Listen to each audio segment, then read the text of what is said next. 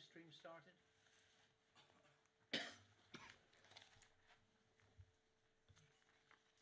Yes, thank you. Can I welcome everyone to today's meeting? We are not scheduled to have a fire alarm, so if the alarm goes off, please leave the building to the nearest exit in an orderly fashion. You will note that the Council is webcasting this meeting live on the internet and making an official recording. The recording will form part of the public records of this meeting and will be available on the Council's website. Can members please ensure that their mobile phones are switched off? And if anyone, I should remind anyone that whilst being filming and photography is allowed, if you do not wish to be filmed or photographed, and if you haven't already told us, please do so now, raise your hand. I think that's pretty clear. I'd like to welcome members of the public. There are so many here in the room with us, and we have the committee room next door for any overspill as well. Contributions to the meetings will be timed in accordance with the time limits for debates, and when your time is up, please finish the sentence and you're speaking on and stop speaking. I would remind those that are speaking, particularly those on my right, that I will have a pen, and of course when the pen goes up, that means that I expect you to finish the sentence and round it up, because particularly in the leaders' briefing we are limited to 1 hour. Very well. Let's move on to agenda item 1, which is apologies for absence. I've received apologies for absence from Councillors Spencer, Mason, Durkin, Powell and Councillor Alan Williams. Are there any others? Councillor Mason. Yeah, I did. I think I said that one. Okay, that's fine. Are there any declarations of interest? I think there are no declarations of interest. Very well, we'll move on to agenda item 3, which is the minutes of the last meeting that were held on the 28th of July. No matters of accuracy have been notified to the monitoring officer, so I take it that the members that you're in agreement with these minutes of the 28th of July. Is that agreed? All those in favour? Yes? None against? Thank you, that's unanimous. Agenda item 4 is the Chairman and Chief Executive's announcements. You will see my report there and also that of the Chief Executive. Chief Executive, you have anything to add? I just have one quick update, if I may, Chairman. You members will be aware of my updates regarding the Talbot Hotel in Lumsder recently. And I just wanted to let members know that work is continuing to address the operational matters which led to the relocation of families who were resident in the hotel to other accommodation outside of the county. The hotel has not yet reopened and no one is occupying the building at the moment. But I did want to take the opportunity to let members know that the local community has welcomed families to Leominster and has been incredibly supportive and sensitive to their needs. Everyone involved is keen for those families who were originally placed at the Talbot to return to Leominster once the hotel is operational again. And we're doing all we can to ensure that happens through the Home Office and Serco, and are working with the support of the local community in those requests. And I just wanted to take the opportunity to share with members that support that's coming from the local community and the local board members. It's a particularly sensitive area, one that, as ever, as a county, we provided a warm and welcoming response. So thank you, Chairman. Thank you, and I would add, I've also heard representations about the children that were going to the local schools and of course have had to be moved, and hopefully they'll come back, but the disruption to them as well is something else that was brought to my attention. Thank you. If there's any other particular items there up to myself or the Chief Executive, please come and see us afterwards. We'll move on then to questions from members of the public. The first question is from Mr. Simmons, and I understand that there is no supplementary. Is that correct? That is correct. Very well. We'll go then to Mr. Millen on 20-mile-an-hour zones. I understand that you are in attendance. Very good to see you again, sir. Would you like to take your seat and ask the supplementary question? I'll stand if I may, because I'll project my voice better. I would like to thank Councillor Price for his reply, as I did on the 8th of March 2019 for his reply to my question on the same subject during the administration. However, it was not written by him, but by the head of highways and planning. It is word for word what one takes to be the executive response to the 20 MPH motion passed by full council on the 6th of March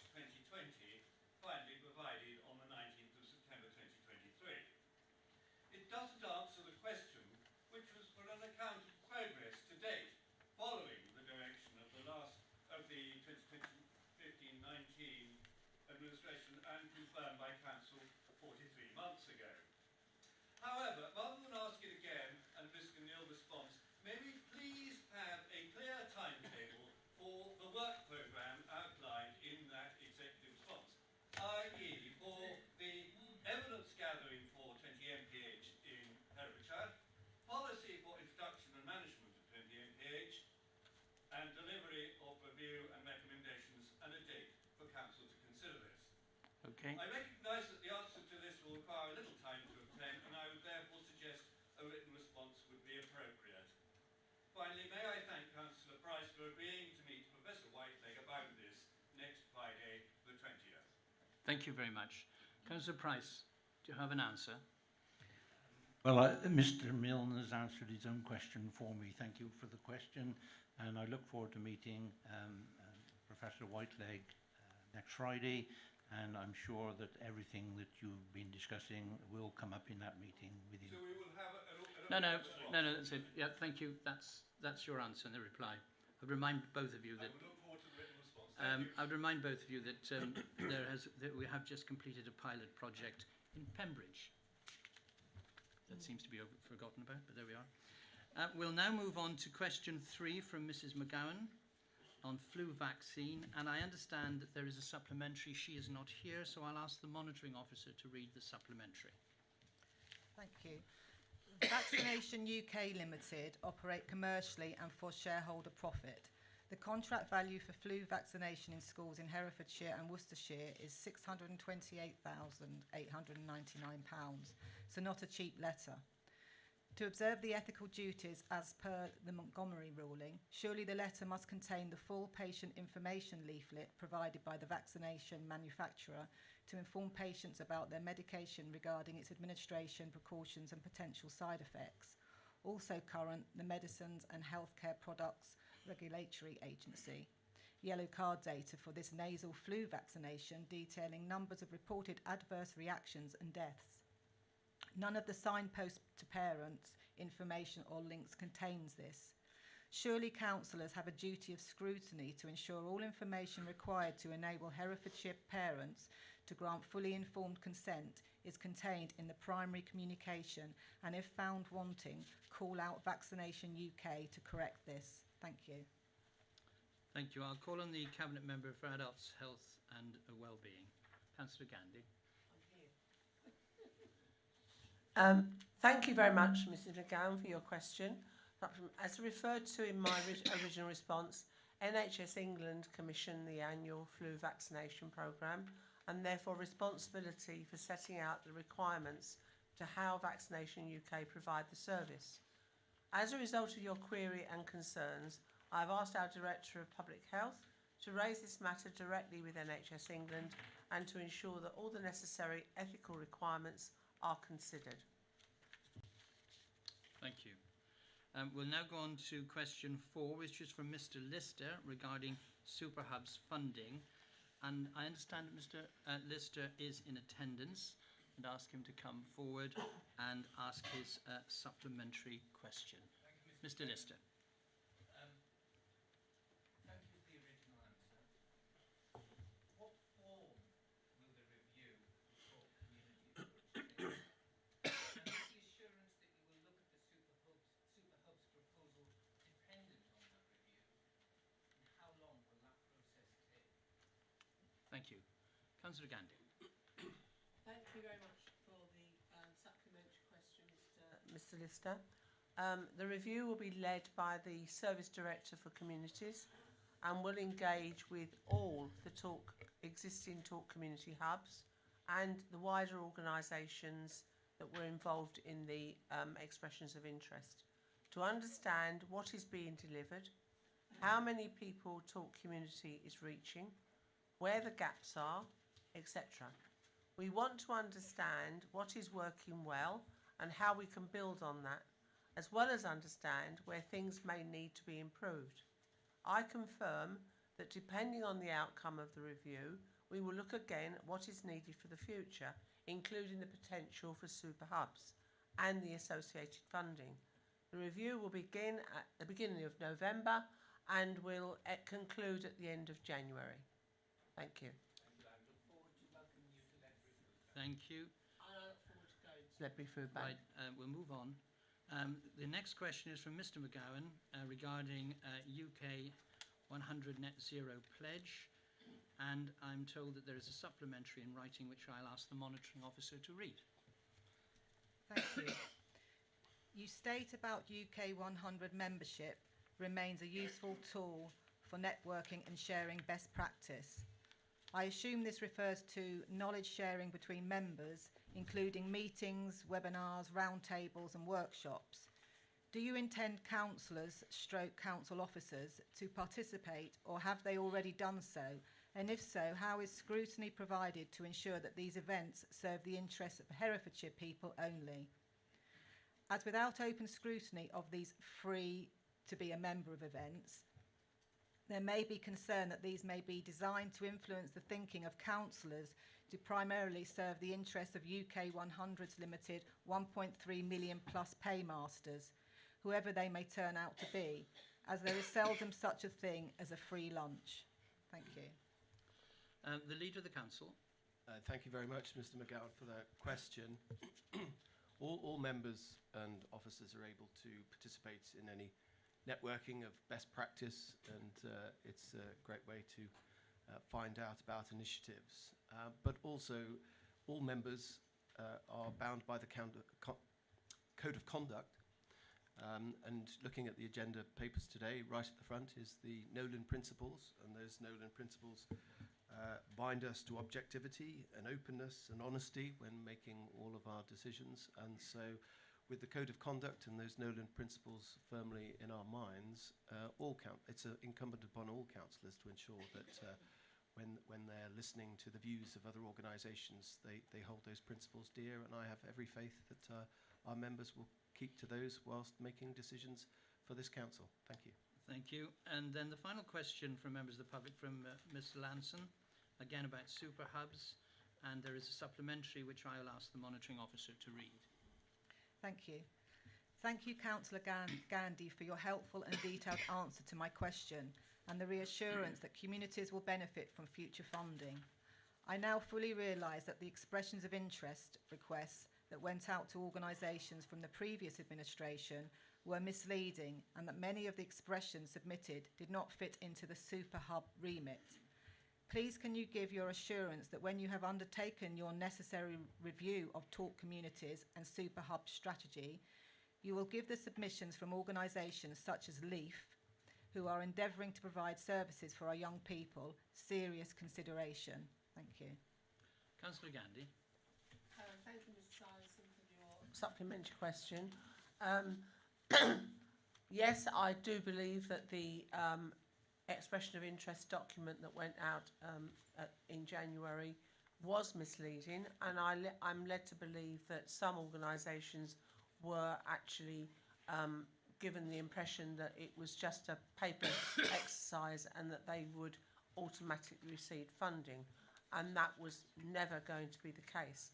I certainly will make sure that in the future, once we have reviewed the talk community hubs and we go forward with a position which may be super hubs, it may be extension of existing talk community hubs, or whatever we do with regards to supporting the community and the work they're doing now, that we are absolutely clear as to what the criteria is we are looking for, and the fact that there is likely to be more applications for the money that is available than there will be. So some organisations will be disappointed, and that it will not be just a paper exercise where every organisation that comes forward automatically receives funding. And I think that all of the organisations that applied on this time round need to take account of the fact that super hubs are what they are. They are super hubs, and therefore there were a number of applications this time round where different organisations that were in a stone's throw of each other put forward bids, and there was no way that we would have two super hubs in close proximity to each other. So it might be worth organisations now looking at if they feel they've got a real case for either being a super hub or an extended talk community hub, or whatever we choose to go forward with, that they perhaps work with their neighbouring organisations in the same market town or the same villages to do a joint bid, rather than put in a bid that is actually in competition to another bid in that particular area. Thank you. Thank you, thank you. That completes our agenda item from members of questions from members of the public. We'll now move to agenda item 6, questions from members of the council. And that first question is on the Southern Relief Road from Councillor Hitchener. Councillor Hitchener, do you have a supplementary? You do? Yep. Go ahead. Okay. Thank you, Councillor Price. I'm concerned that you consider that the rationale is well documented. The past administration of which you were part was poor at documentation, and in this respect I refer to the Blue School Street fiasco, errors made on the Southern Link Road procurement process, of which you are well aware, and the overspend on the Inner Link Road. And in respect of the Inner Link Road, I'm grateful to the Hereford Times for referring to the Chief Executive's report on the overspend on that project. Given the number of new councillors since 2019, could he confirm that he will provide a full explanation and not refer in some vague way to being well documented? Could he also ensure that full regard is taken of climate emergency and new government guidance to ensure that if a case is to be prepared, it will be professionally and well written? Thank you. Thank you. Councillor Price?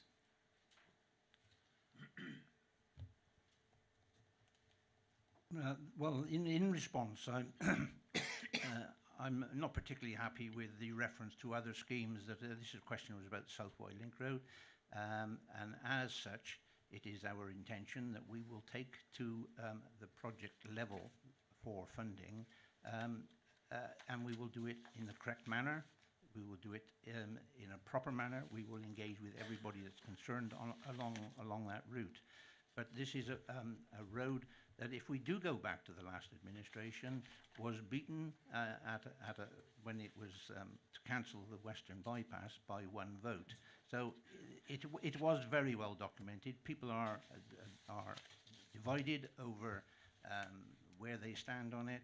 So we will be taking forward the documentation, the approach to getting this scheme back on the road, and I do understand where you're coming from, Mr. Hitchener, on this, or Councillor Hitchener.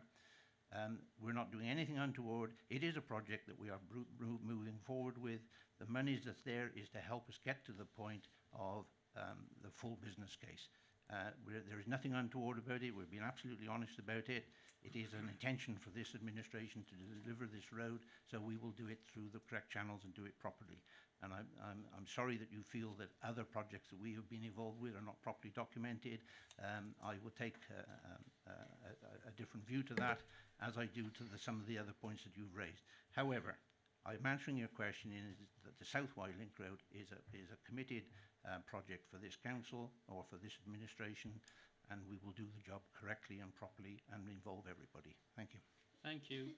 We'll move on to the next question, which is from Councillor Foxton regarding Pontrilas Station. Councillor Foxton, do you have a supplementary? Thank you.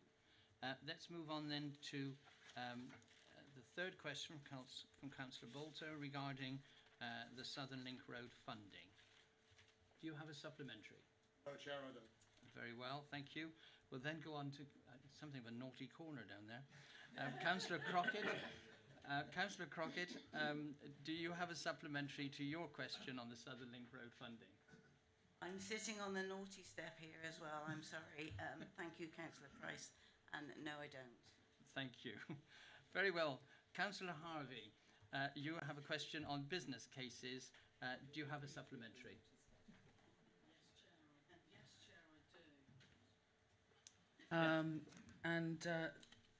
Members being able to ask written questions of council and committee meetings is part of the governance and democratic process, rather than being part of sitting on the naughty step. So I'd like to congratulate the Cabinet member on the quantity of chaff that he's deployed in the response that he's provided to my original question.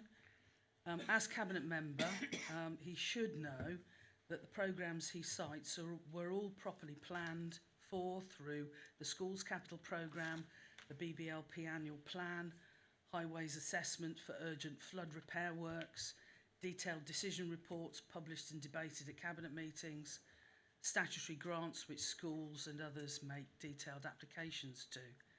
So I ask again, will the Cabinet member commit his minority administration here and now to maintaining the practice of our administration to publicly publish business cases for all additions to the approved capital programme and to fully justify subtractions and alterations to the approved programme? Thank you. Councillor Stoddart? Councillor Harvey, I take your points, but I will respond back that everything that we do will be in line with the Council's contract procedures, procedural rules and schemes of delegation. Thank you. So that's a no then, is it? He's answered the question now. You can discuss that with him. That. Yeah. Okay. None of you are on the naughty step. It's a term of endearment, which I'm sure those of you who know me more of me will know about that. We'll move on then to the next item, which is for the taxi and private hire policy. This appears in your report from pages 25 to pages 253. I understand that the Deputy Leader is, in the absence of Councillor Durkin, is going to actually propose this motion. Councillor Swindlehurst. Thank you, Chairman. Firstly, a brief history leading to the policy before you for new members and a reminder for existing members. The existing taxi policy was adopted at full council in July 2019. Work to produce an amended policy was required following the Secretary of State for Transport issuing statutory guidance in July 2020. This reflected significant changes in the industry, including lessons learnt from experiences in local areas since the 2010 version of the DFT's guidance was issued. This included extensive advice on the suitability of individuals and operators to be licensed. The DFT has stated that it expects recommendations made in the guidance to be implemented unless there is compelling local reason not to do so. Following the issuing of this statutory guidance, legal services and officers reviewed the then existing policy and made necessary amendments. In early 2021, the policy, having the mandatory changes made, was submitted for consultation. Subsequently, the consultation response raised many concerns, which led to the administration's decision to commission an external specialist solicitor to draft a new taxi policy. In December 2021, the Council carried out a consultation on the proposed revised policy. The consultation responses totalled over 83 persons, making over 100 comments, and expressed the view that the policies were onerous and unreasonable. Following a meeting which took place between the trade and officers in June 2022, the then Cabinet member decided that this already amended version should again be fully reviewed by officers. In September-October 2022, the policy was consulted on again, from which only 2 responses were received. Eventually, the stage was reached where no agreement could be achieved on the following areas. 1. Application of the penalty point system.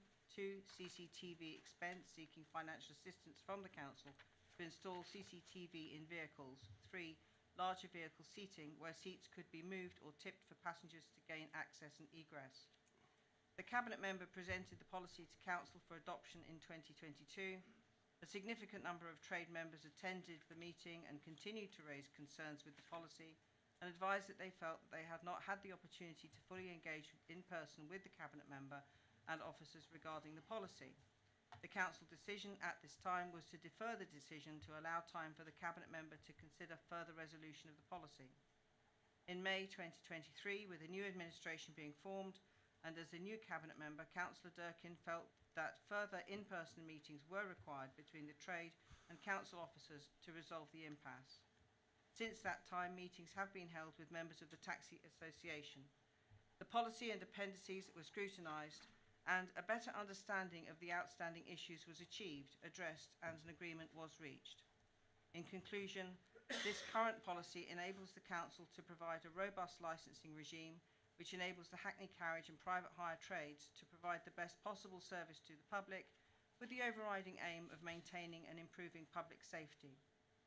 Councillor Durkin would like to give a big thank you to all the Taxi Association members who have been involved in giving their time so willingly and sharing their knowledge and expertise with officers to finalise this long-awaited policy. In particular, he would like to thank John Jones, who was chair of the Herefordshire Taxi Association at the time. In addition, Councillor Durkin thanks the licensing team, especially Claire Caulfield, for the hard work put in getting this long-awaited policy to Council. I therefore ask members to consider the report, and I formally propose that recommendations A to D are approved. Thank you. Thank you. Do I have a seconder for that? Councillor Lester. Members, we now move to a debate on this subject. Members are entitled to speak once during the debate for up to 3 minutes. I will take contributions to the debate in batches of 3. Before I call upon that, I think I'm sure I would express a wish on behalf of all of you to thank Councillor Durkin, the licensing department, and the taxi and local taxi and private hire sector for what they've done, and because I know that some time ago this was not in the same place as it is now, so I think we're very grateful to them. Yes, Councillor Kenyon. Anyone else? So I kick. Is this working? Can you hear me? Oh, you can hear me now, can't you? It's very easy to be nasty, and it's more difficult to be hard sometimes when you're sat in here, because you draw your colours, you draw your lines, and you sit in your battlefields, and you throw things this way and all the rest of it. I'm in a unique position, because everyone throws stuff at me, and I can throw it all back out there. But on this occasion, with the taxis, it was an absolute debacle when it first set out. It was so poorly done, and there was uproar, and I had taxi drivers driving at me, not to pick me up, but just driving at me. But you can see there's no taxi drivers outside, there's no one beating down the door. They're happy, and they've found a resolution because they've been listened to. And I think if we all learnt to listen a little bit more and take on board what other people are saying and listen to their concerns, it could all end like this. So I'm very, very supportive of this. And well done, Councillor Durkin. I won't say that again. Okay, we've got Councillor James, then Councillor Cornthwaite, and then I'm probably going to move to Councillor... yeah, well, I'll stop there and then I'll come back to the next one. That's right. Councillor James. Thank you, Chairman. I must say I welcome this. I mean, the last meeting last year was probably one of the worst meetings I think I've ever been to, for trying to push through something that was ill thought out, ill managed, and it was a disgrace, to be frank. And what has changed? And I congratulate Councillor Durkin and hope wish him well in his current health problems. I do hope that we can go forward, because we've got to where we should have been a long time ago. Unfortunately, we've spent an awful lot of money on bringing in consultants and spending enormous sums of money when it could have been sorted out much more cost effectively and simply by discussions with the taxi drivers. I know full well the taxi driving community are probably one of the most difficult communities in the county to deal with and to negotiate with. I've got scars still from it from the early days when they actually of Herefordshire Council, well, they actually wanted to have 4 different licensing areas within the county, and they were adamant about that. But anyway, but they are very vociferous. But they are, the fact that they have no objections and we're getting no lobbying from them is a testament to Councillor Durkin's efforts in the last few months. Thank you. Councillor Cornthwaite. On the way in this morning, I found myself on like taxi watch. As soon as a taxi was alongside me, I was observing to see whether or not it was complying with everything that I'd read in this report. But the big thing was, I felt when I'd read the report, a huge congratulations to those that had worked hard to put it together, and only 2 questions from it. I wondered, how will it be policed?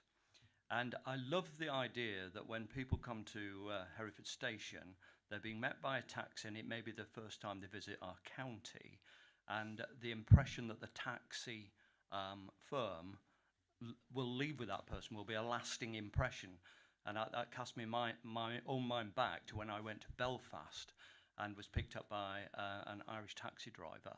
And he left me with a very marked impression of what it was like to be in Belfast, a very positive experience. So I welcome it and just ask how it will be policed.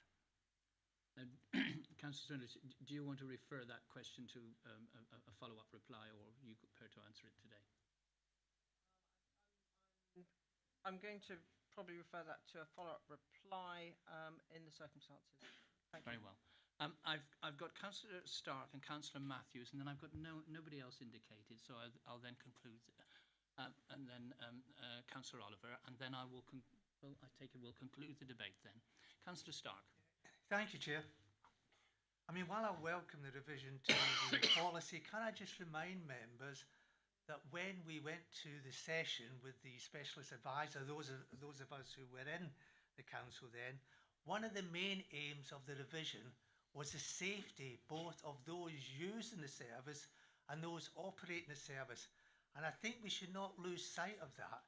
And at the briefing on the 21st of September, Chair, on taxi policy, I reminded officers and Councillor Durkin of the need to give reassurance to members that whatever revision was on the table today, that the safety of the users and the operators was still paramount in the policy. I would like to draw members, because it does apply to each of you, because we're signing up to this policy and therefore we have to be reassured that the service is safe for all those concerned. I would like to draw people's attention to paragraph 12 and the underlined section where we have now been given the reassurance that none of these amendments have impacted on public safety since the policy was last, I have to use my glasses, was last presented to full council in December. Chair, having had that reassurance, I'm more than happy to sign up to this policy today. Thank you. Thank you. Councillor Matthews. Thank you, Chairman. Yeah, I would like to refer to paragraph 24, legal implications, where it clearly says, referring to the previous speaker, the principal consideration in licensing taxis and private hire vehicles should be the safety and convenience of those travelling in such licensed vehicles. That's absolutely essential in this day and age that we get that right. And secondly, under the risk management, the proposed policy will offer greater protection for the most vulnerable people in the community while they're travelling within the council licensed vehicles. Colleagues will know, some of the colleagues anyway, that I chaired this committee for a good many years, and I also for 30 years worked in shift in all sorts of unsociable hours, worked closely alongside the taxi community. And I can assure you, colleagues, they provide a very valuable service in very unsociable hours, and we should be extremely grateful that we've listened to their concerns and we've got a happy taxi service serving this county. So it's got our full support, and as I say, there's a few concerns about the cost. And I'd also like to thank Councillor Durkin and Claire Caulfield for this very comprehensive report. Tremendous lot of work going into it. Perhaps it's shame it's dragged on so much, but at least we've got there in the end, so it's got our full support. Thank you. Thank you. Councillor Oliver. Thank you, Chair. I would just like to draw attention to page 99 on acceptable standards of dress, where it states skirts must be no shorter than 5 centimetres above the knee. If heaven forbid any female driver should wear a skirt 6 centimetres or more above the knee, what is the sanction? Does Herefordshire Council employ anyone authorised to measure and check the length of a skirt, or is this an unenforceable provision? Secondly, if a male driver was wearing a kilt, should that be no shorter than 5 centimetres above the knee? You raise an interesting point.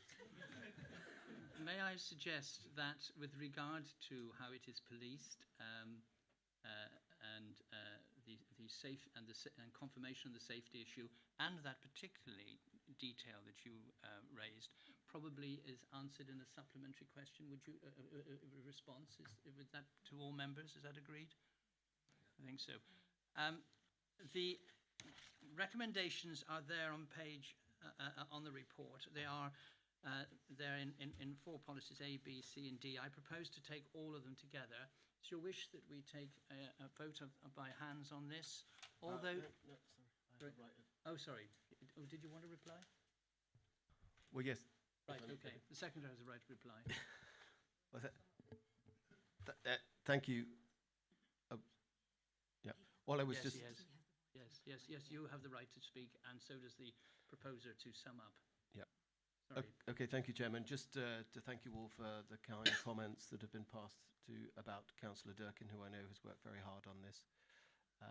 I would just also like to say thank you very much to the Taxi Association and the taxi community, echoing Councillor Matthews' points. They provide an absolute vital service for our Herefordshire residents, and so it's right that we've got the right policy, but it's right that we've got a policy that everyone is happy with. I think we've highlighted some of the issues about enforcing and policing of the policy, which I think needs to be worked through, but I'm very happy to second this and happy to hear Councillor Swinglehurst, who will now sum up. Thank you.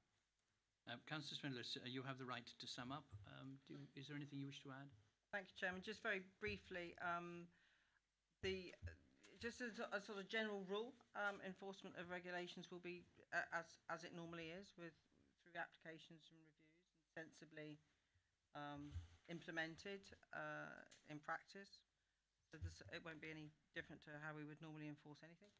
And obviously we're very willing to work with the trade and because we recognise their important role as ambassadors for the county. On a personal note, I would really like to congratulate Councillor Durkin. I truly wish he was here. I hope he's watching this on YouTube, and if you are Councillor Durkin, we wish you well and we congratulate you. Thank you. Thank you. Very well. I will now move to the vote then, and we'll call for a show of hands. All those in favour? Yeah. Are there any against? And are there any abstentions? No. I think that has been carried unanimously. Thanks to everyone. Very well. We now move on to the leader's report on pages 271 to 288. The leader, you can now present your report and respond to any questions. The same applies.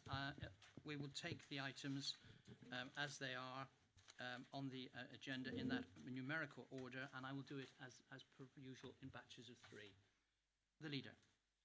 Thank you, Chairman, and just to all members, yes, it's been a very busy time, as you will no doubt appreciate. Not to say that we're not all busy, I appreciate that also, but we have the report in front of you, and I'm happy to take any questions. Thank you. What time is it? 10:42. Okay. Right. The first item is on children's services. Do I have any questions on children's services? Yes, Vice Chairman, and then Councillor Proctor, and then Councillor Williams. Thank you, Chairman. You can hear me now? Yes.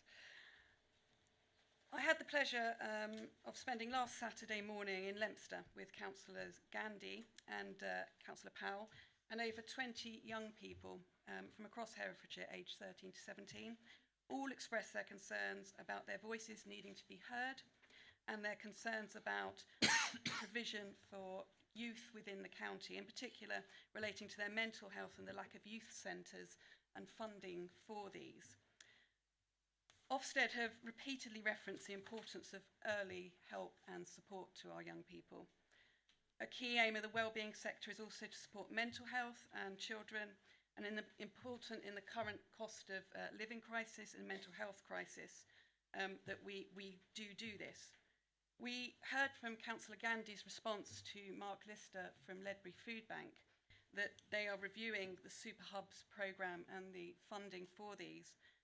Looking at the expressions of interest that were submitted, 20% of the applications were responding to early help, and 50% of the applications were for mental well-being. Ledbury, the Food Bank EOI was to create additional clinical space and service mental health concerns, and Ledbury Youth Centre project from LEAF was there to create a new youth centre that was closed during the COVID crisis and hasn't reopened. The young people of Ledbury don't have a youth centre currently.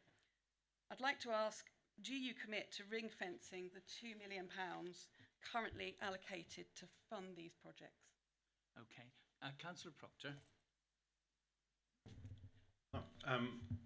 So in your update and in the Chief Executive's update, it once again states that Ofsted think that the pace of change in children's services is not fast enough.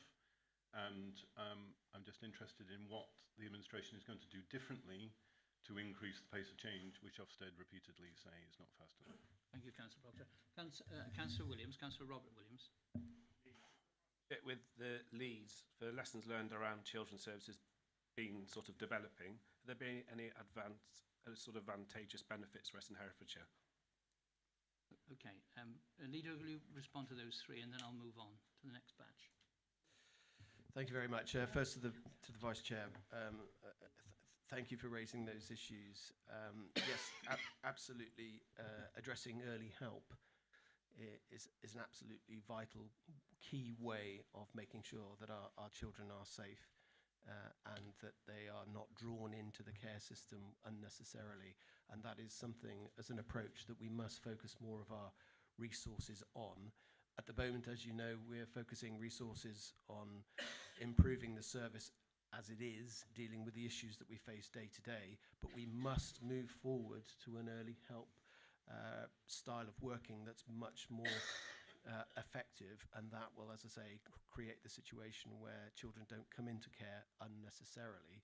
There are many ways, I think, that we need to explore to make sure that that early help offer is not just from the council, but from the wider community, because I'm passionate in believing that the greater problems, the greater issues are to be solved in our communities, not necessarily at the front door of the council. So I think when we do review the matter of super hubs and how we're considering how this council should invest in communities, focusing on youth, early help and mental well-being has to be one of those key issues that we will look at when deciding how best to spend that money.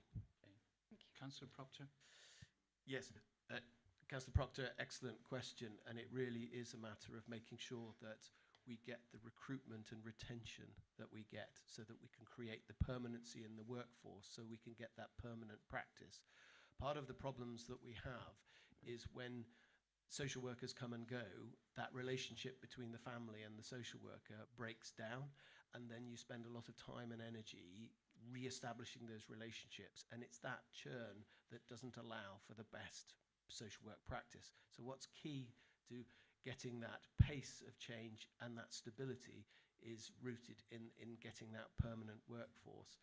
And I've been notified today that we've just recruited two more permanent managers, and it is that type of bedding in that can really help us with making sure that best practice is going to be better, so that we can really start to make those improvements that we really need to make. And Councillor Williams is Leeds' question. Yes, thank you, Councillor Williams. One of the key benefits, I think, of working with Leeds, and I'm really, really grateful to the work that they're already doing with us, is to focus this council's attention on restorative practice with families. Again, we want children to be with their families and come out of the care system if that's right for them, and focusing on that restorative approach is something that we need to get really good at. Leeds champion that, and we welcome working with them to achieve that. Thank you. I've got Councillor Woodall, Councillor Fagan, and then Councillor James, and then Councillor Chance. And this is an important subject, but I'm conscious we only have an hour, so I'll then probably move on from that topic. So Councillor Woodall, if you go next. The grant allocation for Hampton Dean LCC demonstrates the council's continuing support for SEND schools. It's essential that they have this reassurance of funding so that they can establish their long-term plans. In Leominster, we have an excellent and committed SEND school at Westfield School. They have been submitting costing plans, lobbying for years to expand and improve their ageing fabric in order to provide services for the growing demand in North Herefordshire. May I ask how Cabinet comes to its decision on allocating grants for SND schools that are desperate for funding? Thank you. Councillor Fagan. Thank you, Chair. The Children and Young People's Scrutiny Committee looked at the issue of early help in their last meeting, and I think that applications that were submitted for the Super Hub funding actually show the commitment of the community sector to actually deliver for this council. And unfortunately, the proposed raid on the capital programme, which took away money from the Super Hub programme for roads, was actually misjudged, and it misjudged the impact of that early help on the young people and the families of Herefordshire. And I would ask that you, when you review this, you actually commit further funds to supporting the communities and young people so that they can help us deliver the pace of change that's required, because we cannot deliver this on our own. We need our community with us. Thank you. And Councillor James. Thank you, Chairman.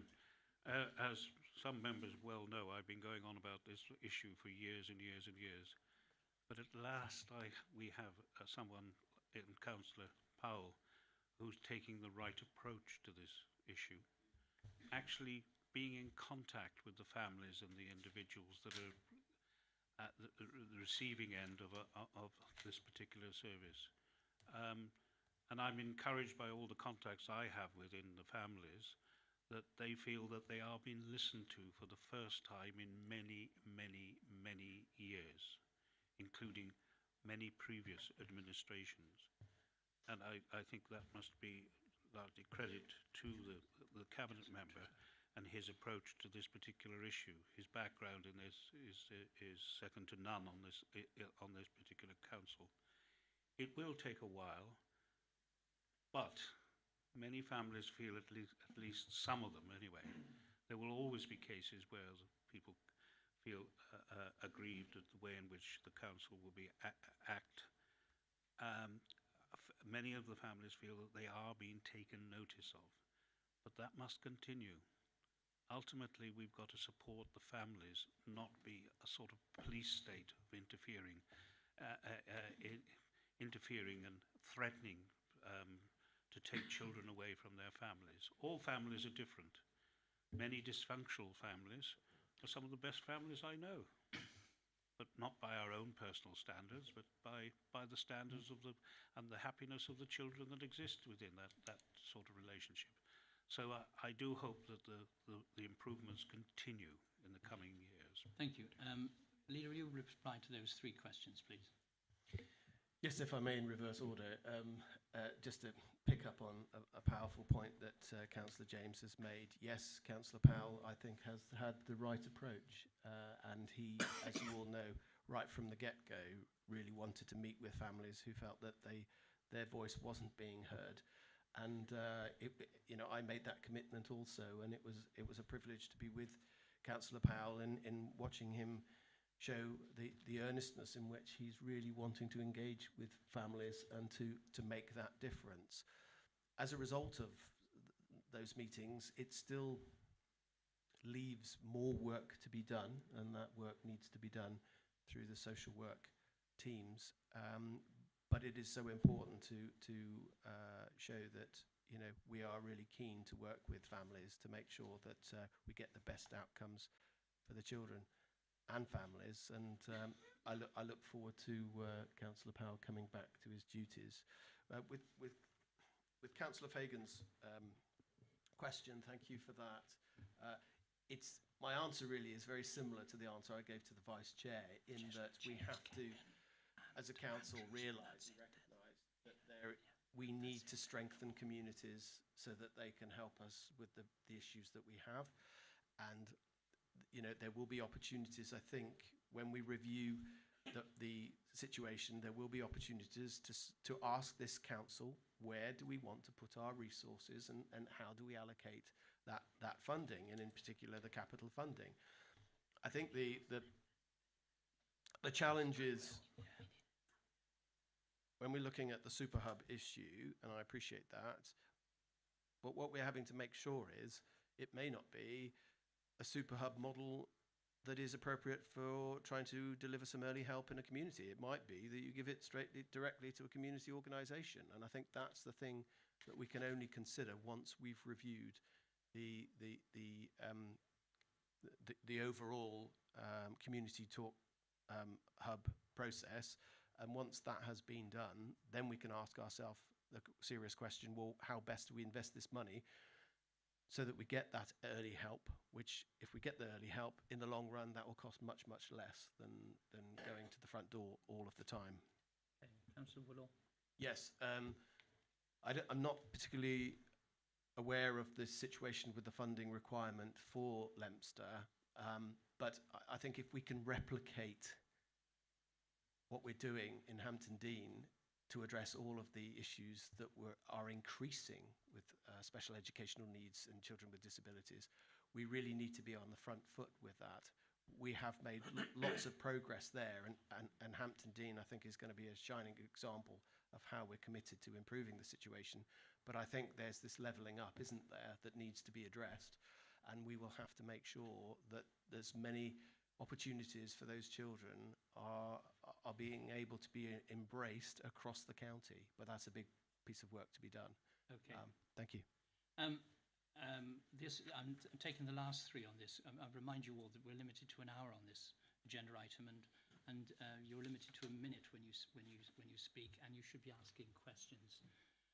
Councillor Chowns, then Councillor Kenyon, and then Councillor Andrews, and that will be the final, and then we'll move on. Councillor Chowns. Thank you. Leader, you've recognised the importance of early help and the importance of cooperation and collaboration with the community. Regarding the £2 million Super Hubs budget, I welcome the fact that you've withdrawn the capital review from today's agenda. I think it's right that you've recognised that insufficient opportunity and for consideration and thought had gone into that. And I'd like to ask you specifically, in order to ensure that the council has resources to direct towards the voluntary sector to work in whatever way is agreed to be best with them to provide early help, will you today commit to ring fencing £2 million of the capital receipts to direct to work to support the voluntary sector to provide those crucial services for the most vulnerable sections of our community, rather than allocating that money to other things, which then means it's not there for the community sector afterwards? Thank you. Councillor Kenyon. You got me now? Yep. I'm full of the love today. I'd just like to say a huge thank you. Thank you for every desperate parent who's got a child with special additional needs. I have one. I've been through that struggle. And with Hampton Dean School, the additional places, it's fantastic. It shines a light. It helps them. It gives them a centre focus point. Because once your child is statemented, where do you go? How does their path go? So what we've done is something that's fantastic. So well done. There's lots of things we have to do. We spend money on this, that, and all the rest of it. But this is something that's, as far as I'm concerned, absolutely fantastic. Hampton Dean Schools in my ward has been since I started. Hasn't moved anywhere, neither have I. It's been a good school since 2011, and I'm sure it's due another check, and I'm sure it would be an outstanding one. It is a fantastic school, and by investing this money, there's 16 places, and not just those 16 children, additional places, that's going to help. It's going to help everyone, other family around it, every other parent that speaks to another parent who's got a child with additional needs. So Okay. thank you very much to this council. You've absolutely done the right thing on this occasion. Thank you, Councillor Kenyon. And finally, Councillor Andrews. Since the subject of community hubs has been brought up, could I suggest that a review of Talk community hubs is much, much needed before more money is spent? I have in one small ward, mine, I have no less than 10 community hubs of one sort or another, and some are barely used, and something is only open for 2 hours once a week. So a review is urgently necessary before more money is expended. Thank you. Leader, can you reply quickly? I think Councillor Kenyon hadn't got a question, but was thanking you. Well, no, thank you, Councillor Kenyon, and you know, it's absolutely vital that we have this investment in our children, and you know, Councillor Woodall has made the point also, though, that it needs to happen in other places, and that's something that we must work towards. It's becoming a recognised issue of greater importance. I know all other authorities across the land are realising that this investment must happen, and so we will continue to do that. Thank you, Councillor Chance, for your question about committing. Can I make a commitment to commit £2 million today? I think if I could address the question by also trying to answer Councillor Andrews' question, is until we've got a review of the situation about how best to allocate our funds to achieve our objectives in bolstering and supporting our local communities, until we've done that, it would be unwise to allocate any money. But I think the overall point to make is that we need to invest in our communities. It's just how best do we do that with our resources, and go back to the fundamental point, which I don't think anybody would disagree with, is that the council can't solve all of the issues. The voluntary sector and the independent sector and communities as a whole can do a fantastic job to help us. And I think that we really need to, as a council, work together to make sure that we are putting the right resources in to solve those issues and to have all of those benefits that these organisations bring. But I agree with Councillor Andrews, a review is needed. Now, it strikes me that we've also touched on Hampton Dean as well, and the local member has spoken, so am I content that there's no more questions on that? Let's move on then to the next item, which is river restoration. Do I have any questions on river restoration?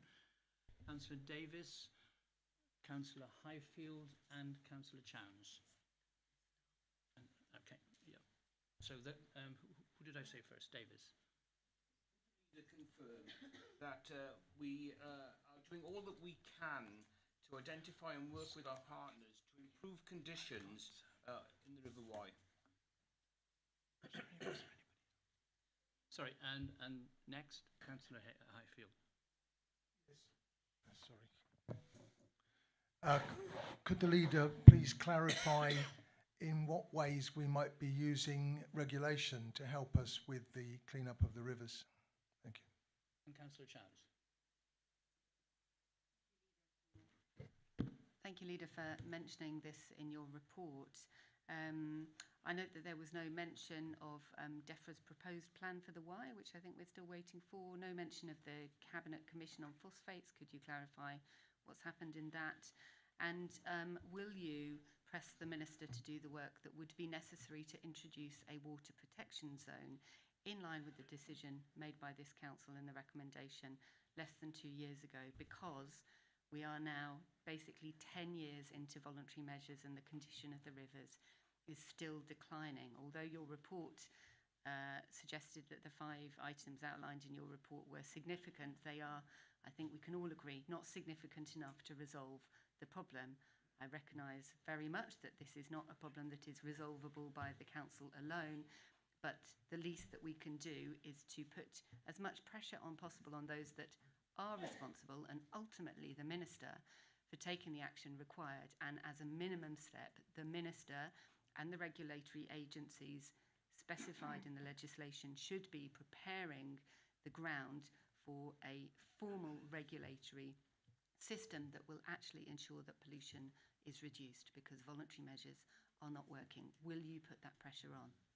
Are you answering this or the Cabinet member? Well, I just go to. I would just like to go to Councillor Highfield first to answer his question, and then I would ask Councillor Swinklehurst to answer Councillor Davis's and then Councillor Chowns' points in more specific detail. Councillor Chowns has said that the report contains measures that we are adopting, and in isolation they're not enough to address the issue. But I think they're very important measures that we should be exploring. I've always thought that the planning process and through pre-app and through encouraging applications to address phosphates, I think that's a really powerful way of this council using its resources and its regulatory powers to help developers become part of the solution to these issues. So I welcome that, and there are a whole host of initiatives that we really need to embrace to ensure that for example, the septic tanks issue, that can have a huge impact. Small little examples, but as a greater whole, make a big impact on the way we can mitigate the situation as it progresses. So I welcome those initiatives. Councillor Davis, you make a general point about working with our partners, and Councillor Chowns, you've made very specific points about how the government's getting on, and I defer to Councillor Swinglehurst. Thank you. Leader, yeah, just to pick up in terms of the partnership working, obviously we work, I'm working very, very closely with my opposite numbers and powers from Monmouthshire, Forest of Dean, and also representative from Ban Abercheiniog on the Nutrient Management Board, but also picking up now with the Cabinet Commission, which was somewhat kind of delayed, waiting for the re-governance proposals for the Nutrient Management Board to settle, which they did this week, so that we can do a gap analysis and see where the Cabinet Commission should fit in to supplement that work and be most effective, rather than run the risk of duplicating what's going on. For me, the real opportunity around the Cabinet Commission is that it's a political alignment which can then talk to the governments on either side with a united voice. And I think that's something that's really, really important. And we have met now and have got another meeting planned. And that's, broadly speaking, the area that we're most interested in, along with making sure that there is a healthy relationship in terms of the plan, the delivery of the plan, and the scrutiny of the delivery of the plan, to make sure that we have a stronger guarantee of progress, which we're comfortable with as local authority members. We know how that works. The point raised by Councillor Chowns about what's going on with the government's, the DEFRA's plan, I don't know. I've been chasing it, but at the moment there's no sign. We've also got another plan in the offing, which is the diffuse water pollution plan, which the agencies are likely to then sort of fold into the new iteration, or the forthcoming iteration of the nutrient management plan. So we don't wind up with hundreds of plans. But yeah, we're all waiting to see what the DEFRA plan is going to contain. Thank you. And sorry, should I stop there? Yep. All right. I want to move on because I'm conscious of time. I've got Councillor Harcombe and Councillor Stark, and then I have no more, and Councillor Hitchener, and then I will move on again. Councillor Harcombe, then Stark, then Hitchener. Thank you, Chair. I'm fortunate to have a section of the River Lug which meanders its way through my ward, and I know how important the health and preservation of this is to local residents. The issue of addressing phosphate pollution in our rivers is seismic, and as Councillor Chowns has identified, one that Herefordshire Council can neither solve or mitigate on its own. I therefore welcome the decision to develop a pre-application advisory service for private phosphate mitigation, but will the leader or cabinet member confirm that as part of this, the council will also make it easier for private phosphate mitigation schemes to be launched, providing that at all times they meet the strict criteria set out by Natural England or other relevant bodies? Thank you. Councillor Stark. Thank you, Chair. Leader, I was disappointed in this particular section you didn't mention that my Environmental and Sustainability Scrutiny Committee had a very important discussion on river pollution as recent as the 25th of September. Now, I don't know what the protocol is for the leader's report covering at least some aspect of what's happening in scrutiny, but we came up with some very important recommendations, including one to do with the water protection zone in relation to the Secretary of State's plan. Can I ask the leader to at least look at his report in the future and to include, where he feels it's pertinent, any sort of report that has been done by scrutiny committees? Because I do think there's a real danger that we get forgotten about, and that's a very important aspect of the council's work. Thank you. Thank you. Councillor Hitchener. I think there's some room for congratulation on the phosphates scheme we have. I'd be very interested to have a regular update on the number of planning permissions that have been granted following the phosphate scheme, perhaps some indication of those which are in the pipeline, and the total number we might be looking forward to. That's an answer to which I will accept a written reply to that, if that would be helpful. Sorry, that fell on deaf ears, didn't it, a little bit? Never mind. No. And I welcome your reference to the nutrient management, to pushing very hard. So thank you, Councillor Swinglehurst, for your response on that. Thank you. Leader or cabinet member? Thank you. Well, thank you to Councillor Hercombe for his question.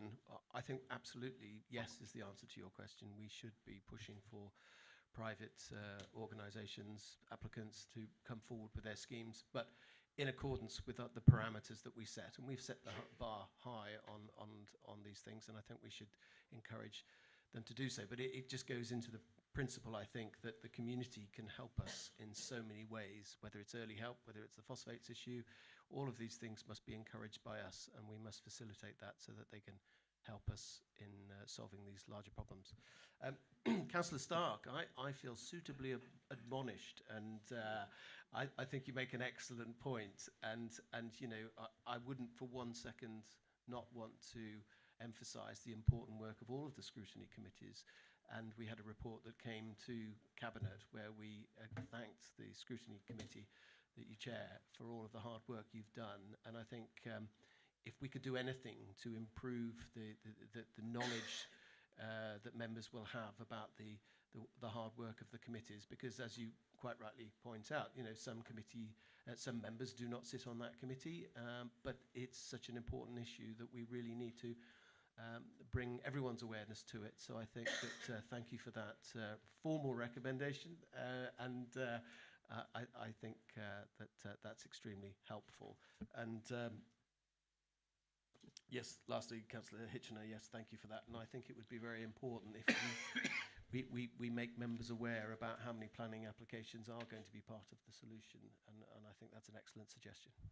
Very well. Let's move on then to agenda item, the item 4, which is the pothole repair fund on page 277. Councillor Stone, and no other inquiries. That's the only one I'll take on that, and then I'll move on. Councillor Stone and Councillor Harcombe, and is that it? Those two, and that's it. Councillor Stone, Harcombe, and then move on. Thank you, Leader.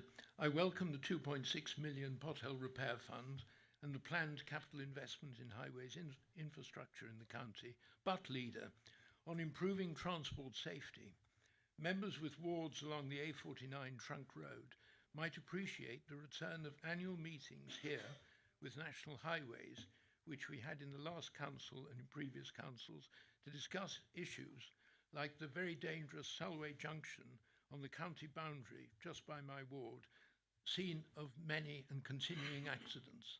Thank you, Leader. Councillor Harcombe. Thank you. Well, I welcome the vital deployment of additional funding for roads. The roads in my ward being particularly bad, although I'm sure every ward member would say that. Too often in the past, local ward members have felt that they've not been properly consulted on the deployment of this funding within their own wards.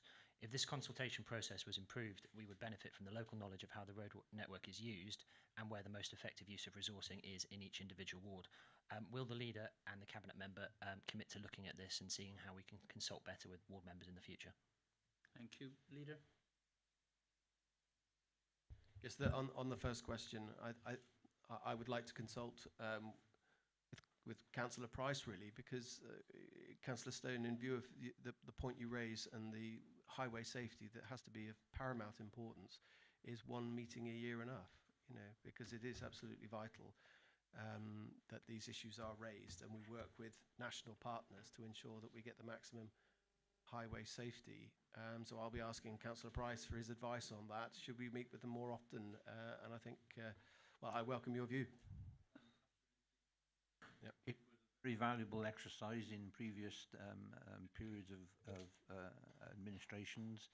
Not only did it give us the ability for individual ward members along the roads to be able to discuss their specific problems that they may not and were not aware of, but it also aids everybody in the county to be able to get up to speed with what happens with trunk roads when they are in this county.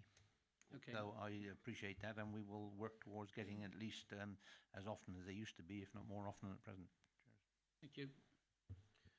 And again, thank you, Councillor Hercombe, for your question. I think when road repairs are done, they're obviously done to where, in a way that professionals are doing an assessment about which roads need to be prioritised, and we have to respect that. But I think where members come into this equation is the fact that they know the communities that they serve, and they know the amount of traffic in a certain area. And, you know, in an ideal world, I would want all of the roads to be fixed, but members play a critical role in understanding how certain problems in, you know, certain conditions of roads can really blight a whole community trying to get out of an area. And so I think it's absolutely necessary that when we're proposing to spend this extra money on the road repairs, that we fully consult with councillors, and I welcome that.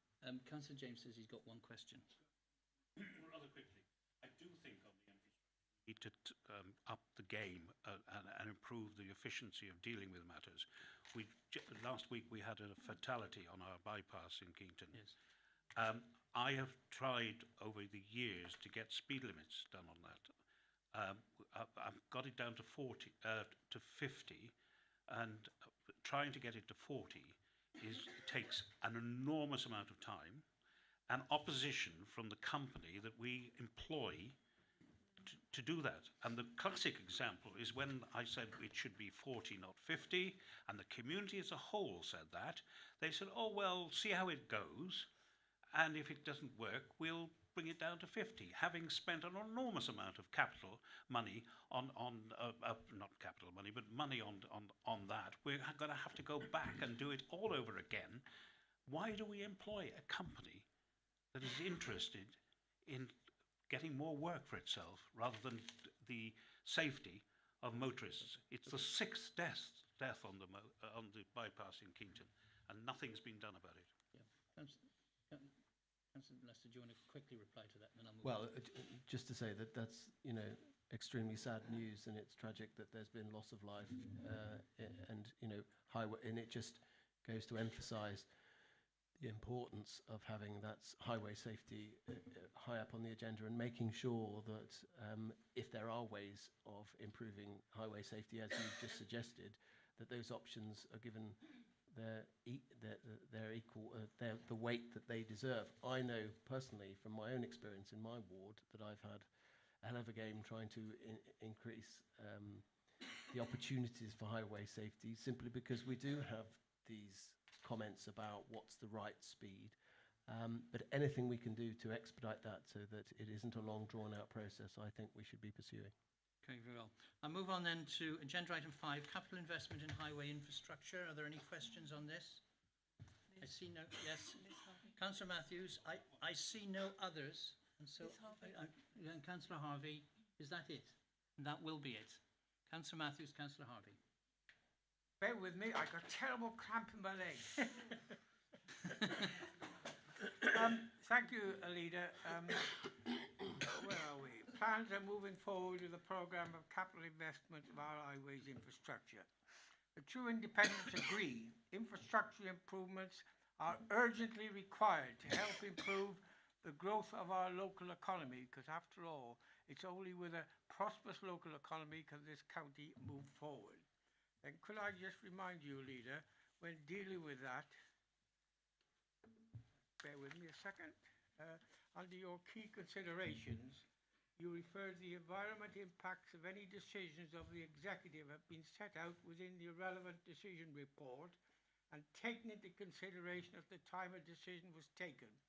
Reporting to the Council, the activities of the executive demonstrates the Council's commitment to the Council's environmental policy commitments and aligns to the following success measures in the county plan.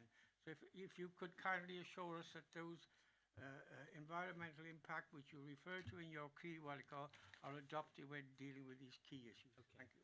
Councillor Harvey. Thank you.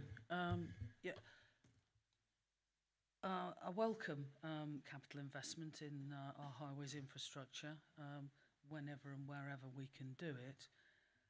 However, under previous Conservative administrations, additional investment in highways infrastructure has been funded through borrowing and borrowing over 40-year timescales. When we came into administration, we were advised by officers that the infrastructure investments that were made would not last the length of time over which the money was borrowed to fund them. And therefore that is in breach of accounting rules. I'd like some assurance that if you're going to put another 10 million into highways infrastructure, welcome though I'm sure everybody will find it, that you actually comply with accounting procedures and you don't borrow over longer timescales to fund the work than the infrastructure being invested in will actually last. And that as far as previous projects are concerned, we actually have some report on that, so we understand the extent to which the previous borrowing is actually being paid off over longer timescales than the projects that it was designed to fund exist. Thank you, Councillor Matthews. Yes, we will make sure that the requirements that you have requested are adhered to. Councillor Harvey, thank you for making the excellent point about, obviously, you want to be investing on capital, and then if there's any payback, that it lasts within the payback period. Under the last but one administration, there was investment on the highways, and it wasn't all capital borrowing. There was money from government as well. And so that's not the whole picture. But I think that you are absolutely right to request for that assurance, and that is something that we will work on for you and this council. Thank you. Thank you. We've got 20 minutes left now. Local electric vehicles infrastructure grant. Any questions? No. Then I'll move on to Marches Forward Partnership. Yes, Councillor Tomby.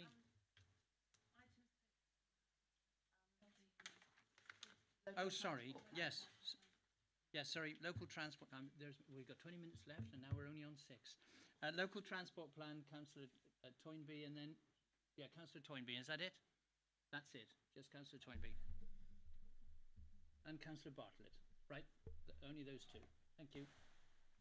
Okay. Thanks. Yes. So I welcome the local transport plan objectives set out here by the leader, in particular tackling climate change and improving accessibility and inclusivity. And an obvious solution to these aims is improving bus services in Herefordshire. As we all know, it's something that our residents care about very deeply. As far as Hereford City is concerned, a lot of work went into producing the city master plan, which includes these statements. For those without access to a car, the availability of buses may determine whether they can access jobs or training or attend medical appointments. And without action, more bus services will be scaled back or disappear. Obviously, these statements apply not only to the city, but probably even more so right across the county. So I would just like to know, does the leader agree with these statements? What is the current status of the city master plan? And what is this administration doing to improve bus services in Herefordshire? Thank you. Thank you. Councillor Bartlett. Thank you. And thank you for this update. My question is very similar, actually, because I wanted to talk about rural public transport as much as anything, and that also includes the rail. And don't forget, we've had a terrible situation on the Welsh Railway through our county where the trains were stopped for several days. The work overran. Our young people from the north of the county couldn't get to college, etc., or anybody to their appointments. So I'm looking at this that we have in front of us and our link connections, as well as what we want to achieve. And again, I am not seeing anything about public transport, whether that's in the city, the market towns, or in the rural area at all, or the train services that we've got. And it seems to me very short-sighted that a local transport plan wouldn't include that. Thank you. Leader? Thank you very much. The local transport plan and our review of the master plan, those initiatives are going on, and we will be looking very closely at those. But I think my overall response to both those questions is that we have to ensure that any transport plan that we have embraces all of those modes of transport, some of which you've highlighted. And it's that choice and it's that opportunity for people to have alternative modes of transport that is going to be absolutely crucial to any transport plan. There's no one quick fix. There's no one mode of transport that is going to solve all of our problems, but we have to make sure that there are choices for people, and we have to make sure that there's the infrastructure for those modes of transport to be used. So I absolutely hear those points that you're saying, and those will be forefront in our minds when it comes to progressing the transport plan in reference to the master plan. I don't know if Councillor Price, you wanted to add to that, or... Leader, mostly it's the various modes of transport in Herefordshire is problematic, and if you look at the big picture of it, every aspect of it has other implications in a different direction. So whether you start walking, cycling, bus services, taxis, which we've been talking about, train services, there's a lot of work being done on the train service at the present moment, and we actually got mentioned again in the HS2 reduction or cancellation last week about the service from Birmingham into Hereford. I've been pushing for that for it's been on the agenda for a very, very long time. So in the total mix, we will look at it all, and we will try to get to a position where we are serving more and more people.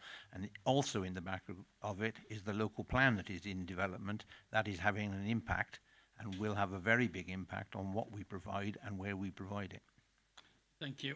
Okay, now we will move to item 7, local electric vehicle infrastructure grants. I don't see any questions.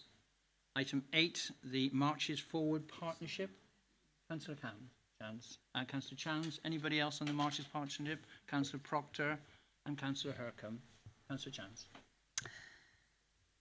Thank you. Thank you, Leader.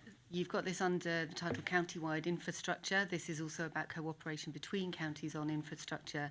And I'd suggest that an absolutely core part of the infrastructure that we all live and breathe every day is housing and the buildings in which we live and work. I was therefore very concerned to see that you proposed to remove the retrofit hub project from your capital budget in the paper that has now been withdrawn.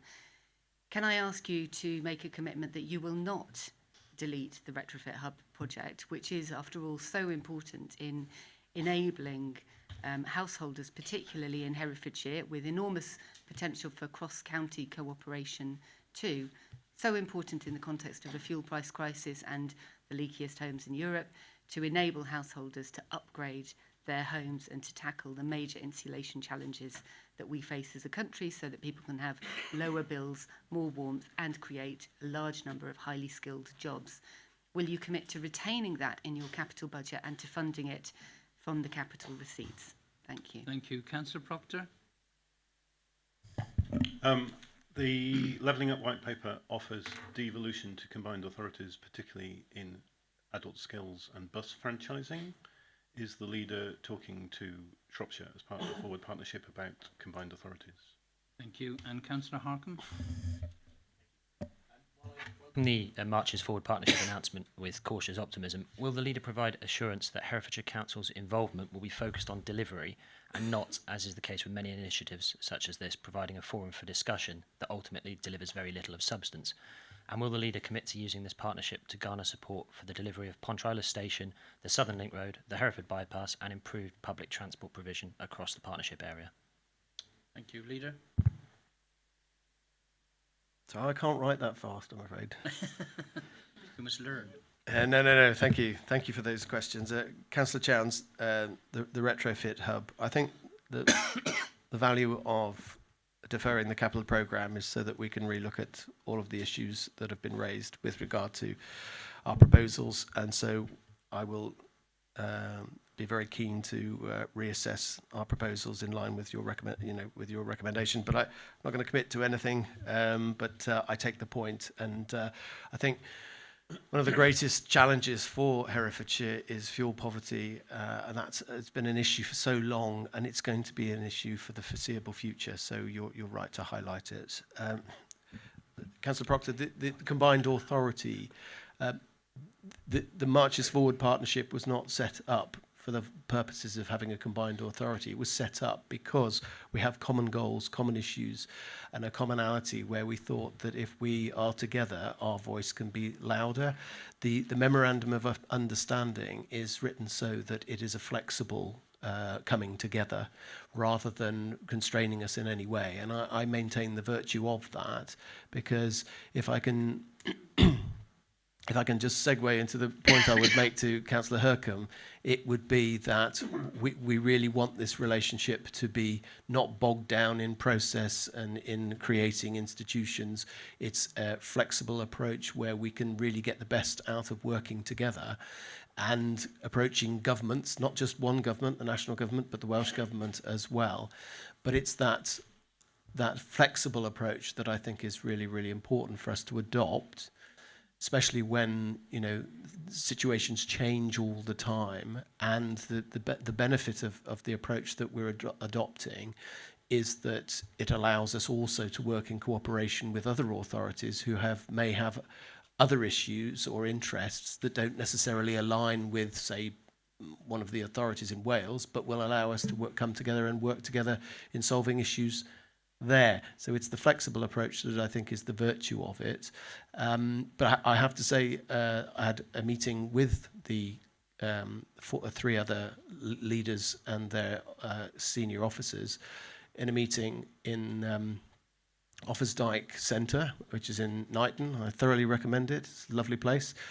And it was a very positive meeting where we were all, in our own different ways, expressing very similar issues that we're coming to grapple with. And we've all got the same issues to address. And they have issues like connectivity in rural areas, issues about infrastructure in cities, issues about rail, and I mentioned Pontrialis there and requested their support for our Pontrialis initiative. And I think it was a great forum for us to be able to put these issues on the table and all agree that they are pressing issues. But I don't think anything good will come out of any working relationship if we were just bogged down in process. But I think the focus of the four leaders is very much focused on let's address all of these issues together with government attention, and that will really help us make the message much louder and clearer. Thank you. Okay. Item 9 is the Q1 budget and performance report. Any questions on that? Yes. I've got Councillor Crockett. How could I forget? Councillor Crockett, and that's all, and then I'll move on. Councillor Crockett. Thank you, Chairman. For the benefit of those who couldn't attend Cabinet on the 28th of September, I refer to item 7, paragraph 12, which includes the updated forecast revenue position. In this chart, All Ages Social Care has the value documented as 2.6 million, not the original 4 million in budget, and forecasting that no spend on this in this financial year. This is an extremely important transformational work and integral to children's and adult social care provision. Therefore, could I ask you, Leader, to review this revenue document and its potential discrepancy and the importance of contracting and the delivery in this area of care? Thank you, Leader. Councillor Gandhi. I know a little about this. She asked the same question. What the reason the figure, the original 4 point whatever it was million that was there and has now been reduced to 2 point, is because 200,000 of it has been spent by adult social care, and I think about 1.2 million of it has been spent by children's services. Now, I accept that the way that the document is worded is probably confusing, but that's why the figures are not the same. Okay, thank you. Moving on then to agenda item 10, the National Lottery. Sorry. What?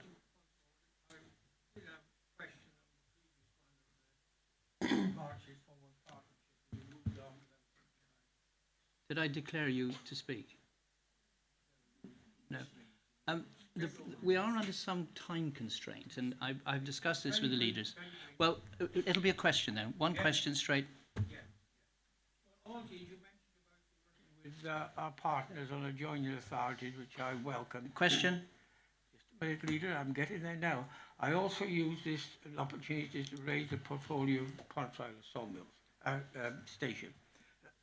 You will be fully aware that we went through all this 10 years ago, and I had the full support of the Welsh Government, worked closely with them, Network Rail, and the MPs, and they agreed a scheme then 10 years ago, which was costed at 6.8 billion, and this authority, for some unknown reason, decided not to pursue it. I just thought it was important that an opportunity was missed. Thank you. Well, my understanding was the issue of Pontrilas was actually raised under that item. Councillor Harvey, did you have a question? Quick. Yep. Is this on? Yep. Okay. Yeah, I guess my question under the relating to Councillor Crockett's question and the response from Councillor Gandy, but to you, Leader, clearly, and as this is your report, is does your administration understand the difference between a budget and a forecast? Because this council approved a budget for that particular line in February of £4 million. Some of that money might have been spent, and therefore that needs to go into the forecast column because that's actually been spent. And then you also forecast how much of the remaining budget you intend to spend by the 31st of March next year. If you move money from one budget line to another, it doesn't take it away from where it was in the budget. You just recognise it in the forecast column as being against a different line. There needs to be some clarity in the way you're presenting your figures, but I am concerned that you may fundamentally not understand the difference between a budget and a forecast. So if you could please answer that top line question, that would be great. Leader. Well, the answer is I do know the difference between a forecast and a budget, and we will get clarification for you. Thank you. Okay. National Lottery Heritage Fund, any questions on that? Oh, there was no question from Councillor. No. The procurement of waste contract. Councillor Stark, any other speakers for the procurement of waste management contract? No. Councillor Stark, your question. Yeah. Thank you, Chair. It's just a point of clarification. There's been such a change in the plans for the way that we collect waste in this county from next year. Is full council going to get the opportunity to debate this? Thank you. Leader? Well, we have to go ahead and procure a contract. The challenge is that, we've agreed a way forward and, a change in the way that waste is collected to increase recycling rates.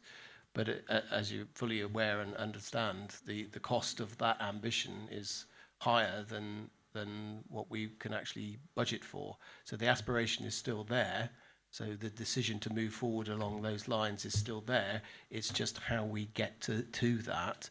And we're going to have to take a step at a, we're going to have to take this in stages to get there, depending on how our finances are. So, the decision has been made, but we've just got to sign up a contract that gets us to where we want to be.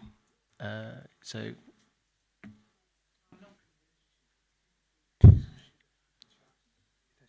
you. Okay. Well, you can take if you two take that dialogue up. Moving on then to agenda item 12, which is Thrive. Any questions on the Thrive? No questions on Thrive being indicated. And then finally, the Local Enterprise Partnership. The closure of the Local Enterprise Partnership. Are there any questions on the Enterprise Partnership? Good. Very well. That would complete the Leaders' Report, and we've done it just under the hour, so my apologies if I cut some people off. Councillor Harvey, did you want a question on that? Well, there are appendices to the report which include all of the decisions that are listed, and normally councillors are given the opportunity to make any Yeah, comments on we've got a those. couple of minutes, but so yeah, if you want to make a comment on those, Yes. we've got 5 minutes. Yeah, I'd just like to say under the penultimate item listed on that appendix 2, which is the capital programme review and update. First of all, I'd like to say that Independence for Herefordshire welcome the withdrawal of the agenda item 8 today to allow further consideration to be made of the proposals, and I'm very grateful to you for making that decision. It can't have been an easy one. Okay. Linked to that, the report that we would have been discussing was identifying that your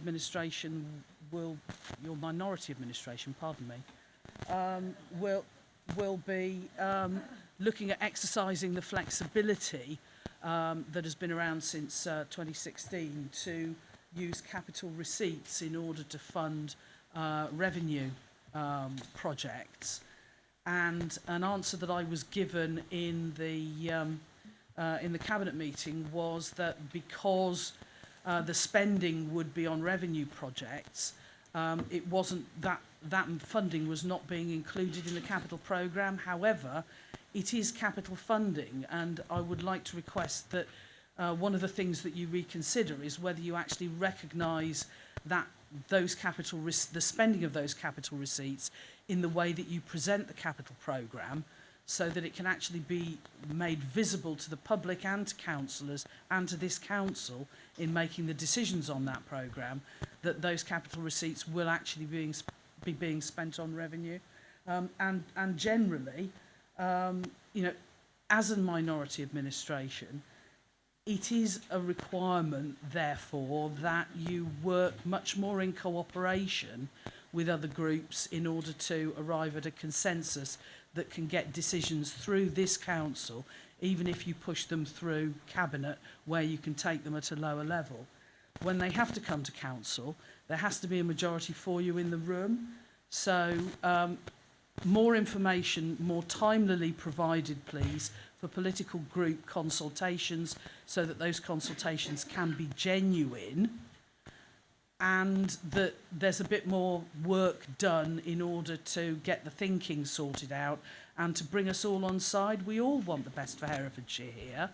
And where decisions come to full council, it would be great if we could get behind what it is you're wanting to do, and we can get more unanimous votes showing that we're all d'accord with what's wanting to be achieved. Thank you. Leader? Well, first of all, I welcome Councillor Harvey's point about everyone wanting the best outcomes for Herefordshire. You know, I know you believe that, and I'm sure everyone in this room believes that. And I think it's absolutely vital that we keep that in mind, because we do all have to agree to making sure that we make the right decisions for this council. Some of us will not necessarily agree on everything. I think your point about consultation is well made, and I would, if you think that there's a clearer way with that capital, presenting the capital turning into revenue, if you think there's a clearer way that can be presented to members of the public and to councillors so they fully understand that mechanism, then I welcome your advice on that. Thank you. Well, the hour is brief. We've been Mine reached. is very, very brief. Just an administrative issue. Right. Under my adults health and wellbeing portfolio, we have removed, or we will be removing, and I was hoping the leader would mention it today, but he's obviously got lots of other things on his mind. We will removing customer services from my portfolio and moving it to Councillor Stoddart's portfolio, where we think it fits better. Okay, thank you. Members of council, I'm now going to adjourn the meeting for 10 minutes. Yeah, point of order, yeah.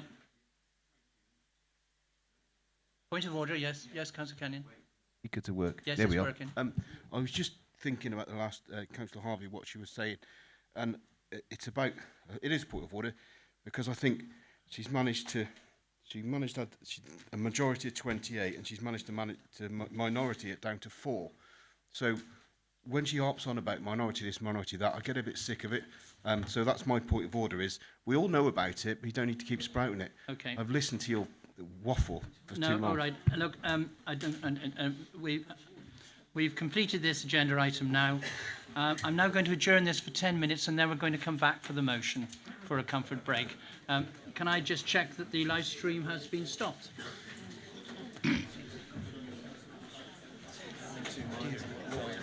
Yes, stop.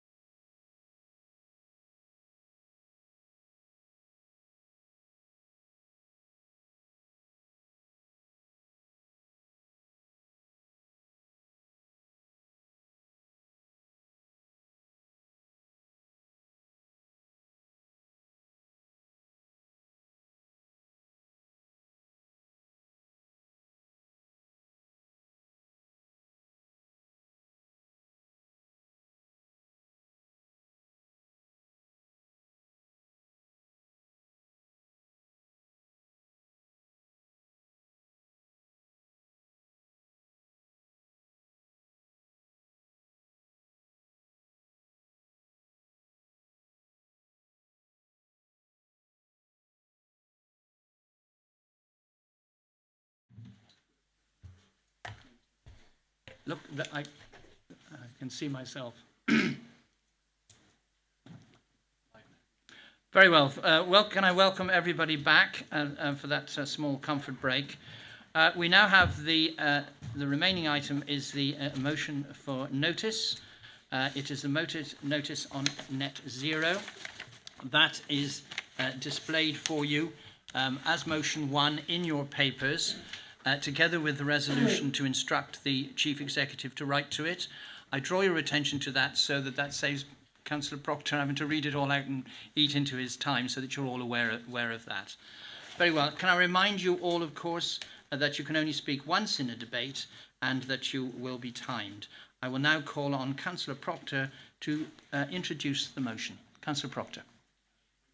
I'm a new member of this council, so not all members may know me, but I'm, as a Herefordian born and bred, it gave me great pride and some hope at the last council meeting that every single member committed or recommitted the council to the path to net zero by 2030.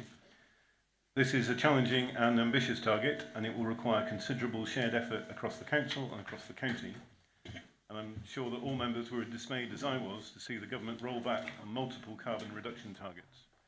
This will undermine the work of the council directly. The uncertainty it creates will make it harder for businesses and other organisations in the county to plan for their investment, and it weakens the case that we all agree must be made for robust and sustained action to tackle the climate emergency. I recognise this council has limited influence on the government, but we must use what influence we have. A motion from this council, supported as the motion in July was by all groups, would demonstrate the importance of this matter for the council and for the county. I think the motion speaks for itself, and I hope that it will find widespread support, and I'm proud to propose it to the council. Thank you, Councillor Proctor. Is there a seconder for that? Yes, Councillor Stark. Did you want to speak now or later? I'll speak later, Chair. Very well. Councillor Swindlehurst, you indicated that, did you have an amendment? I do, So I'll call on that amendment to be heard now, and then we can, because the rules are, we then debate the amendment, and then it'll be for a discussion with the proposer. So, Councillor Swindlehurst, your amendment. Thank you, Chairman. It just seems to me that if we are to warn the government of the error of their ways as a result of a speech made by the Prime Minister, it's only fair to look at the entire speech.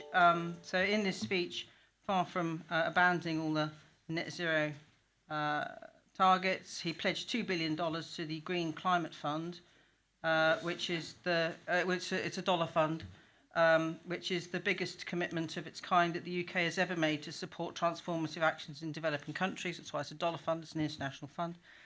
To increase the payment to subsidise air source heat pumps by 50% to £7,500 per household, to lift the ban on onshore wind, to invest £150 million in the Green Future Fellowship, building on the £1 billion investment in the Net Zero Innovation Portfolio, to move ahead with modular reactors, to reform energy infrastructure, to invest in 4 new carbon capture and storage facilities. He does recognise the tremendous opportunities of the green economy, and importantly, he's not rowing back on the UK's net zero target. He says in pretty plain language in the speech, we must reduce our emissions, and that he's unequivocal that we will meet our international agreements, including the critical promises made in Paris and Glasgow to limit global warming to 1.5 degrees. I thank Councillor Proctor for this notice. However, my proposed amendment is as follows. The 2023 independent review of the government's net zero strategy, Mission Zero, called for clarity, certainty, consistency and continuity. And that's a sentiment echoed by the chair of the Environment Audit Committee, Philip Dunn MP, who criticised inconsistent policies and a lack of coherence. Therefore, my amendment is: this council calls upon the CEO to write to the PM to express the concern of elected members following his speech on net zero.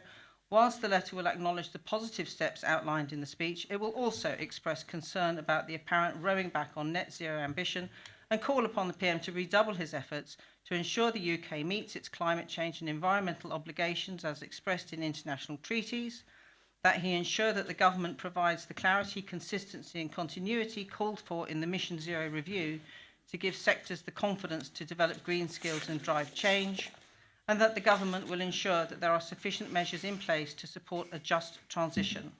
And I would support that amendment. Thank you. Do you have a seconder? I do. Yes.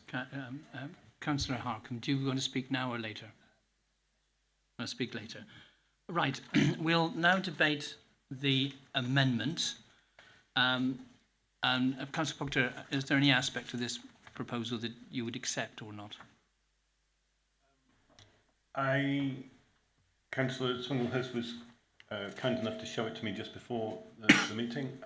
I recognise that there's the same general intent to write to the government and say that we're a bit cross, but I do feel that this is a letter that is quite different to the motion I put forward. Okay. Well, let's debate the amendment. Right. Any speakers on the amendment, please? Councillor Chance. And wait a minute. I'm waiting for threes. Any others going to speak on the amendment? Yep. Potentially. Yeah, potentially. And yes, Councillor Tillett. Very well. Those are the first three that will speak, and then I'll go with that. Councillor Chance. Thank you, Chair. I'd refer colleagues to the dictionary definition of the term greenwashing, which is activities by an organisation that are intended to make people think that it is concerned about the environment, even if its real business actually harms the environment. I feel this motion counts as greenwashing, as does the original speech by Rishi Sunak. I am heartened by the reaction to Rishi Sunak's speech from thoughtful Conservatives who genuinely care about these issues. People like Chris Skidmore MP, who led the Net Zero Review, who really knows this, who has very clearly said that move, those proposals by Rishi Sunak, named in my colleague Councillor Proctor's original motion, Skidmore has very clearly said that they're in the wrong direction. Alex Sharma, the same. Lord Deben, the same. In fact, Philip Dunn, the head of the Environmental Audit Committee has written a 6-page letter precisely on Rishi Sunak's speech, calling out exactly what the problems are. And so I think that it's very disappointing that where we could and should be able to achieve unanimous in this room, I would hope, agreement in support of Councillor Proctor's original, very clear, concise proposal. It's disappointing that a greenwashing amendment has been proposed, and it's particularly disappointing that it's actually been proposed by the Cabinet member, and so I think that this is clearly something that is not supportable by anybody who genuinely cares about achieving net zero targets. Thank you. Next. Thank you, Chair. Yes, sir. I was also deeply concerned by Rishi Sunak's rolling back on commitment that was apolitical, cross-party support, following on the science that underpins our approach to net zero in this country. It isn't just about meeting our target by a certain date. It's the speed at which we go in these early years makes the difference to the science.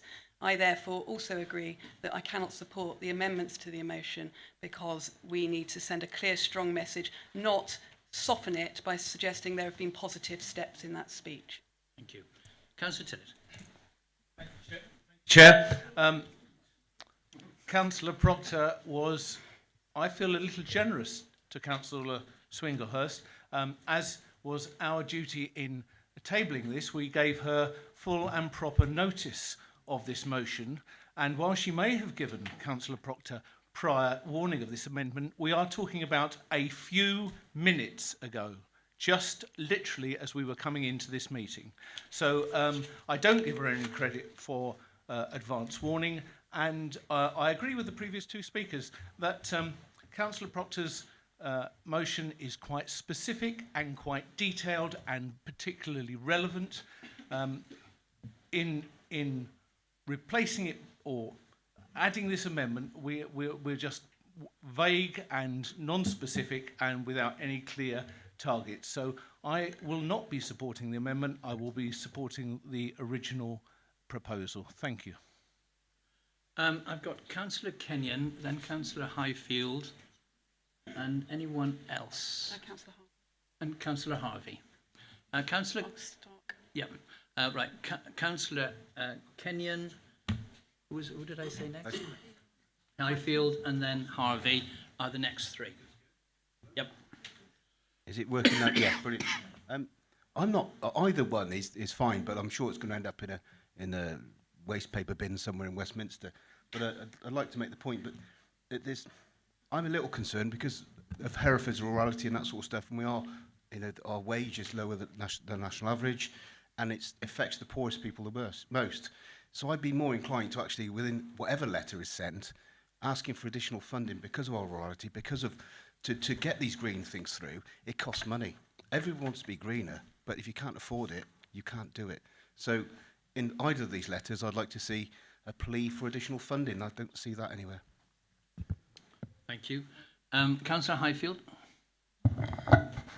Yes, I'd like to talk in support of the amendment, and the reason for that is I would remind everybody that our party is local Conservatives. We are concerned about Herefordshire, not national politics in this particular issue. And I do not believe that the initial idea of making these restrictions by 2030 in road transport and heating for houses was appropriate for this county. I think it was impossible to meet.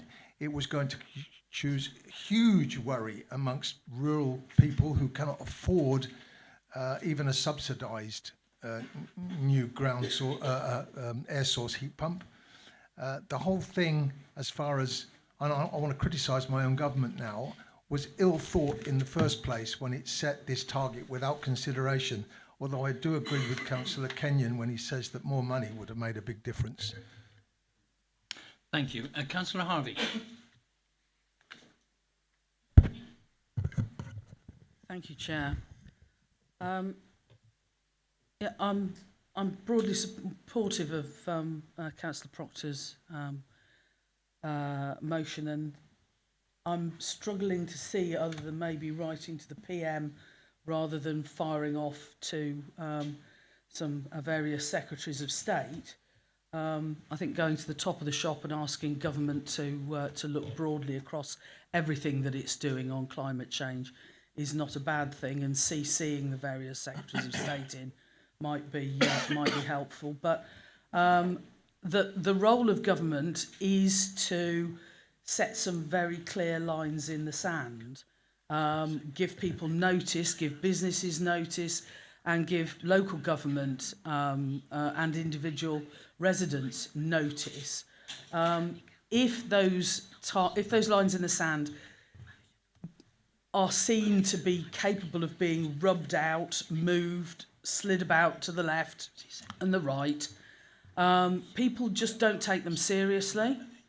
And everybody has to take climate change really, really seriously.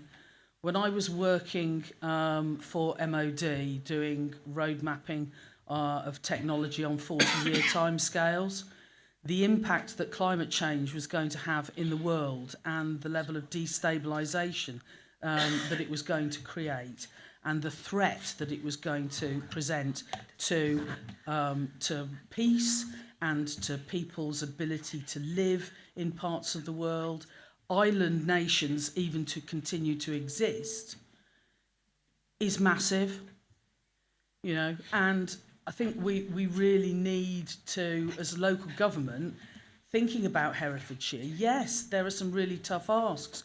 We've got a lot of solid walled properties. You know, that's why the retrofits scheme is really, really important. You know, we've got lots of rural communities that can't, you know, charge electric vehicles. That's why the EV network that we talked about under the Leaders Report is really, really important. You know, we need to strengthen our communities so that they're better able to, you know, look after themselves and make local decisions. That's why Talk Community and the Super Hubs initiatives are really, really important.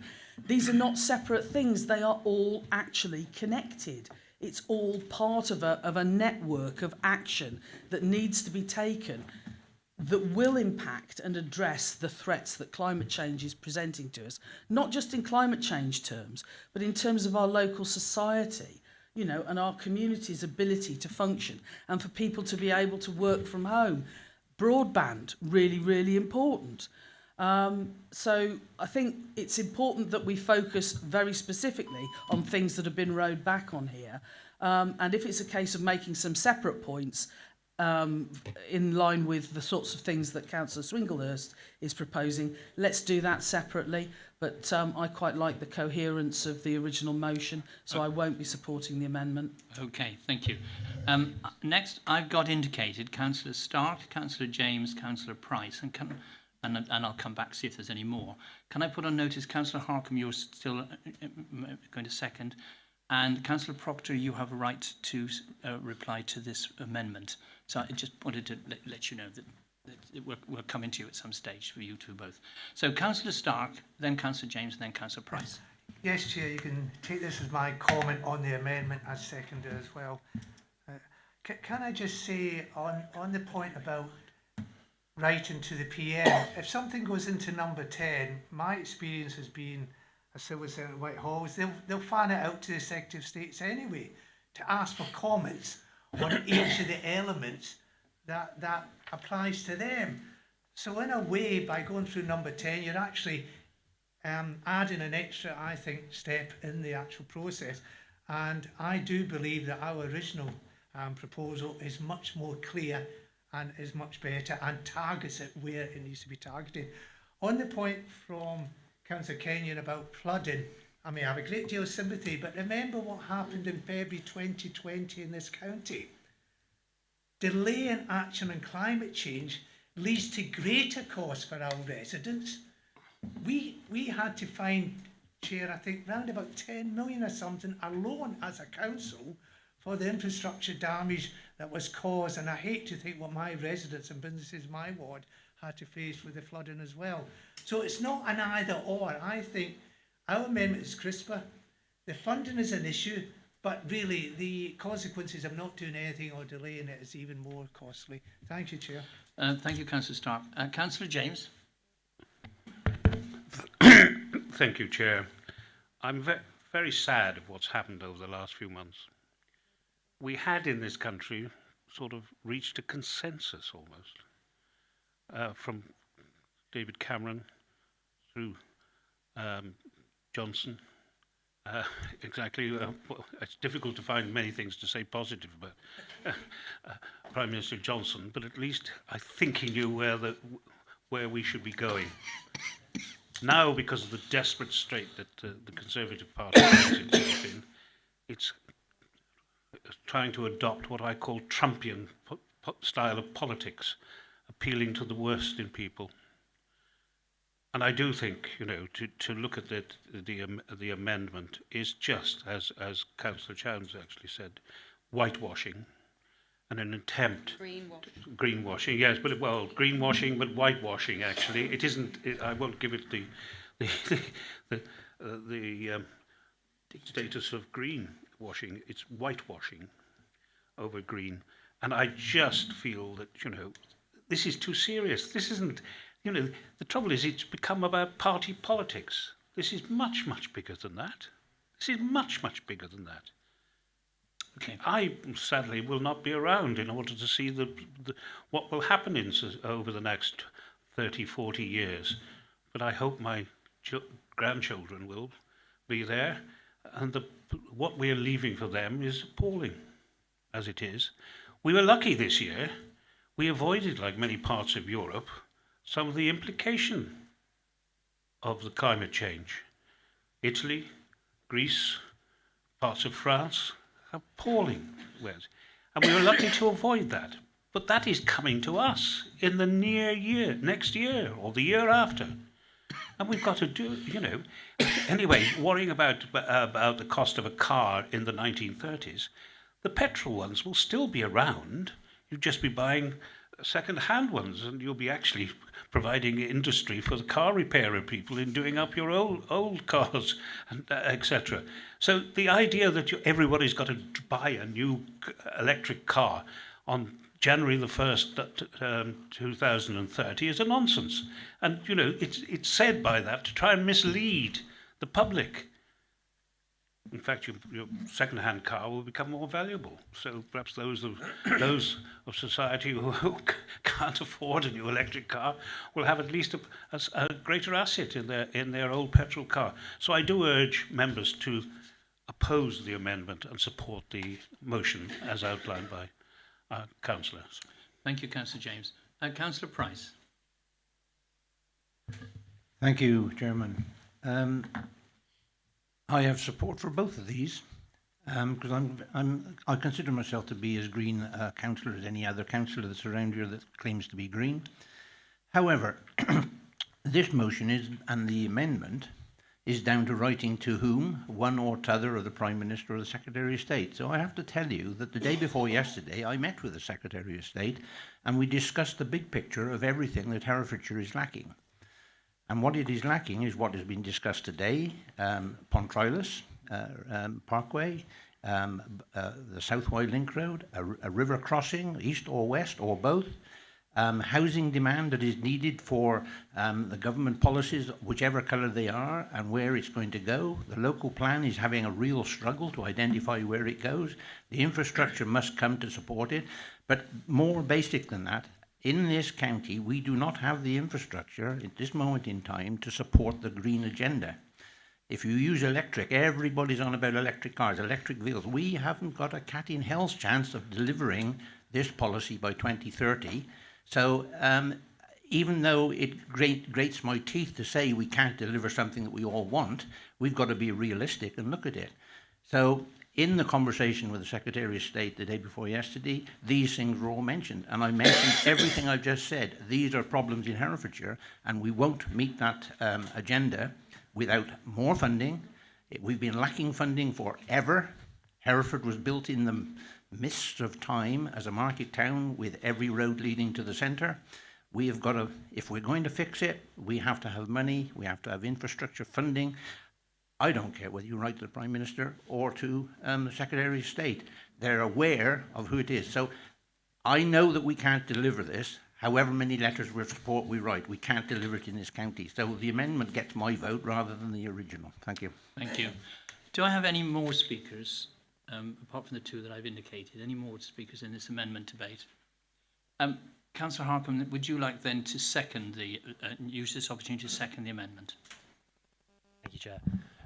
While I applaud Councillor Proctor for bringing this motion to Council, I regret without the amendment proposed by Councillor Swinglehurst, I'm unable to offer my support. This isn't because I'm a zealot for government policy. I'm really not. Anyone that knows me will know that I'm deeply critical of the Conservative Party nationally on certain measures. And as the election agent for many of the Conservative individuals in this room, I can tell you I've never met a group of more independently minded, or dare I say, and I mean this in an endearing way, awkward people when it comes to central government or the National Conservative Party. The simple reason for this, so this is not because I want to see any relaxing of the overall target for net zero, and as the amendment Alyssa's table suggests, I'd urge the government to stick with international requirements and to do that as quickly and as speedily as possible.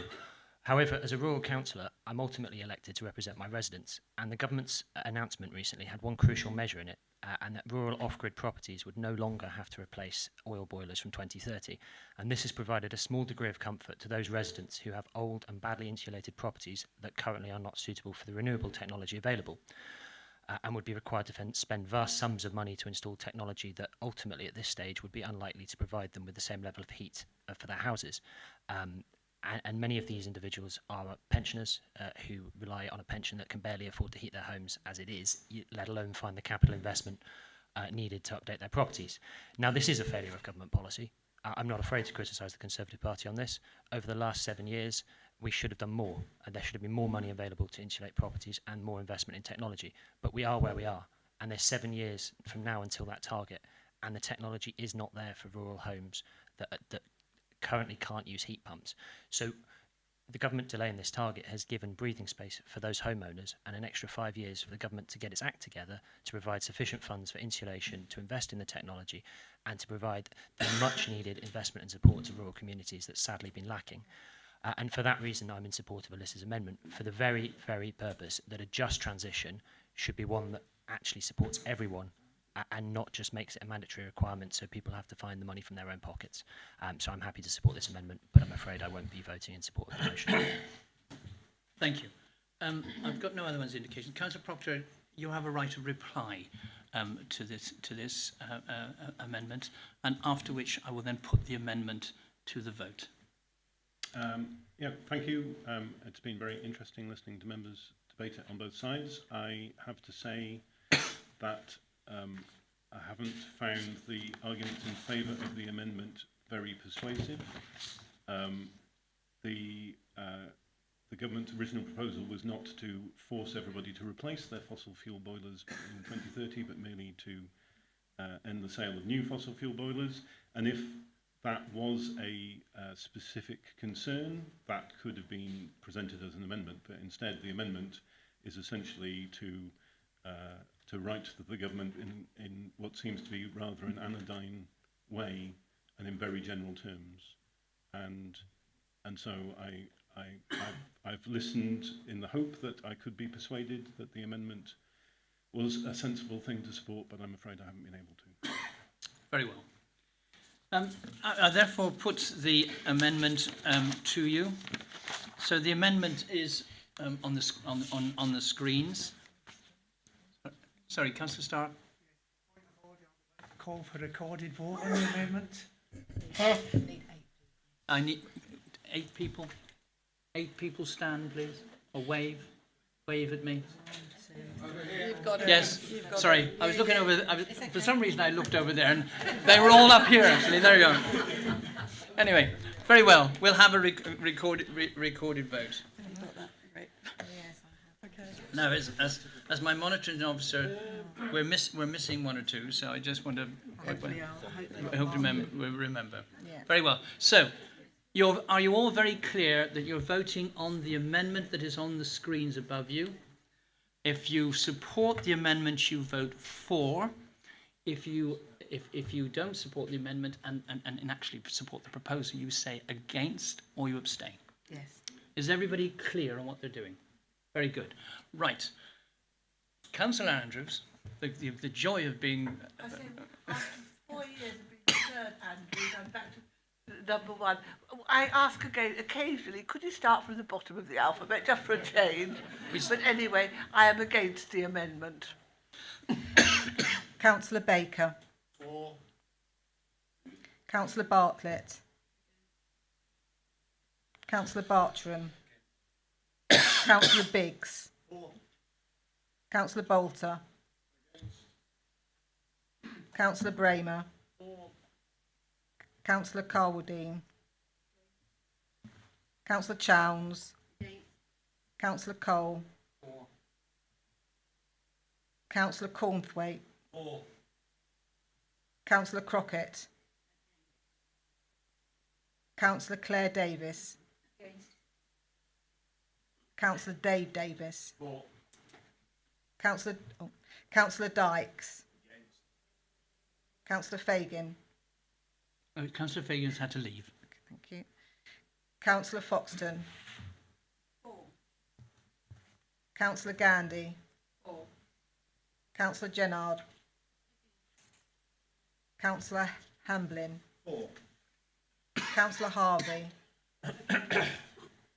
Councillor Heathfield. Councillor Highfield. For. Councillor Hitchener. Against. Councillor Hercombe. Councillor James. Against. Councillor Kenyon. Councillor Lester. For. Councillor Mason. Oh, sorry, no. Councillor Matthews. Councillor O'Driscoll. Against. Councillor Oliver. Councillor Owens. Councillor Pebbody. Councillor Phillips. Abstain. Councillor Dan Powell. Councillor Price. Councillor Proctor. Councillor Simmons. Against. Councillor Stark. Sorry. Councillor Stodart. For. Councillor Stone. For. Councillor Swinglehurst. Councillor Thomas. For. Councillor Tillett. Against. Councillor Toynbee. Councillor Alan Williams. He's not here. Oh, thank you. Councillor Robert Williams. And lastly, Councillor Woodall. Against. Thank you. Did you want to check?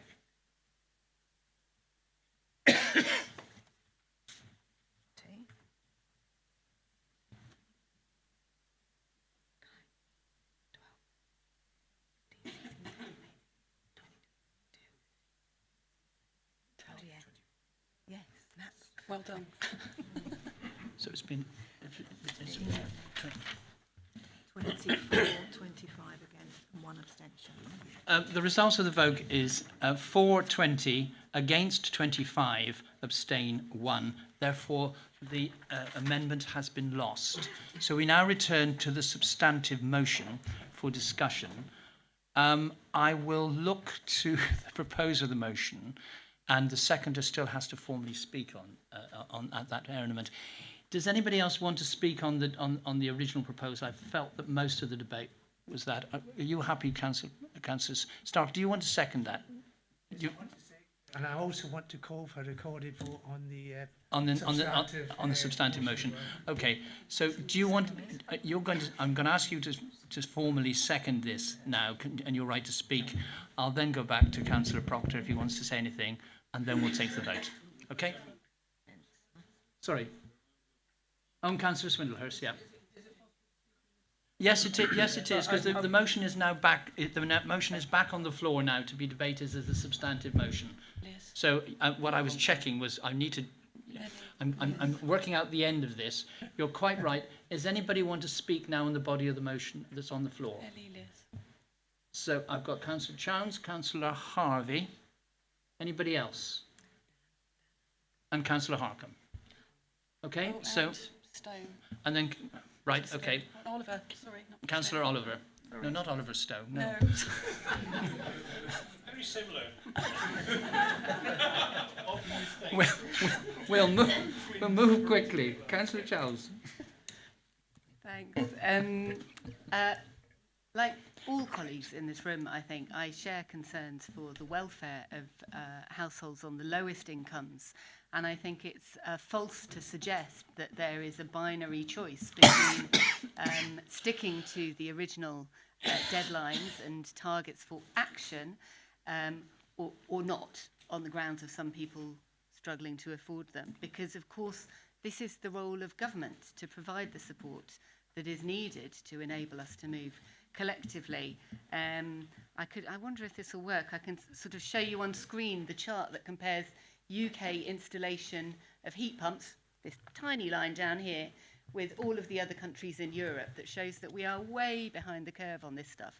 And that's a result, very simply, of government policy and action. So I have really good news for Councillor Hercombe, that he doesn't have to oppose this motion. He could support this motion because it's not incompatible with his concern for the welfare of rural households, because, of course, the motion doesn't force anybody to install a heat pump or buy a certain car in 2030. It simply stops the selling of the new ones, and there will still be a market in second hand.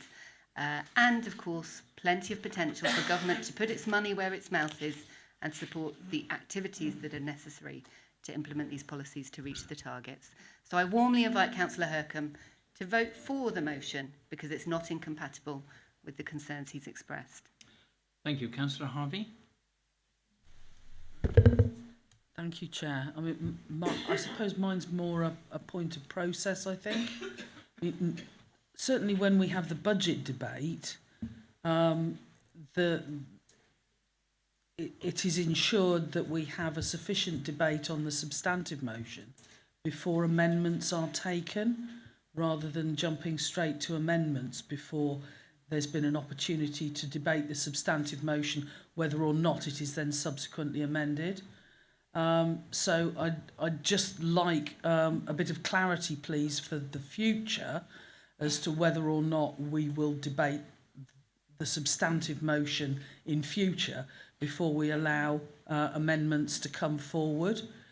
Because if the substantive motion is amended, then there isn't an opportunity properly to debate the substantive motion before that has happened. And that may sway whether or not people support an amendment if there's an opportunity to have that debate in the first place. Okay. And Councillor Harcombe? Thank you, Chair. Councillor Chance, unfortunately, the second provision of the motion as it stands, asking the Secretary of State to return to the previous target of ending the sale of new fossil fuel boilers by 2030 will impact rural residents.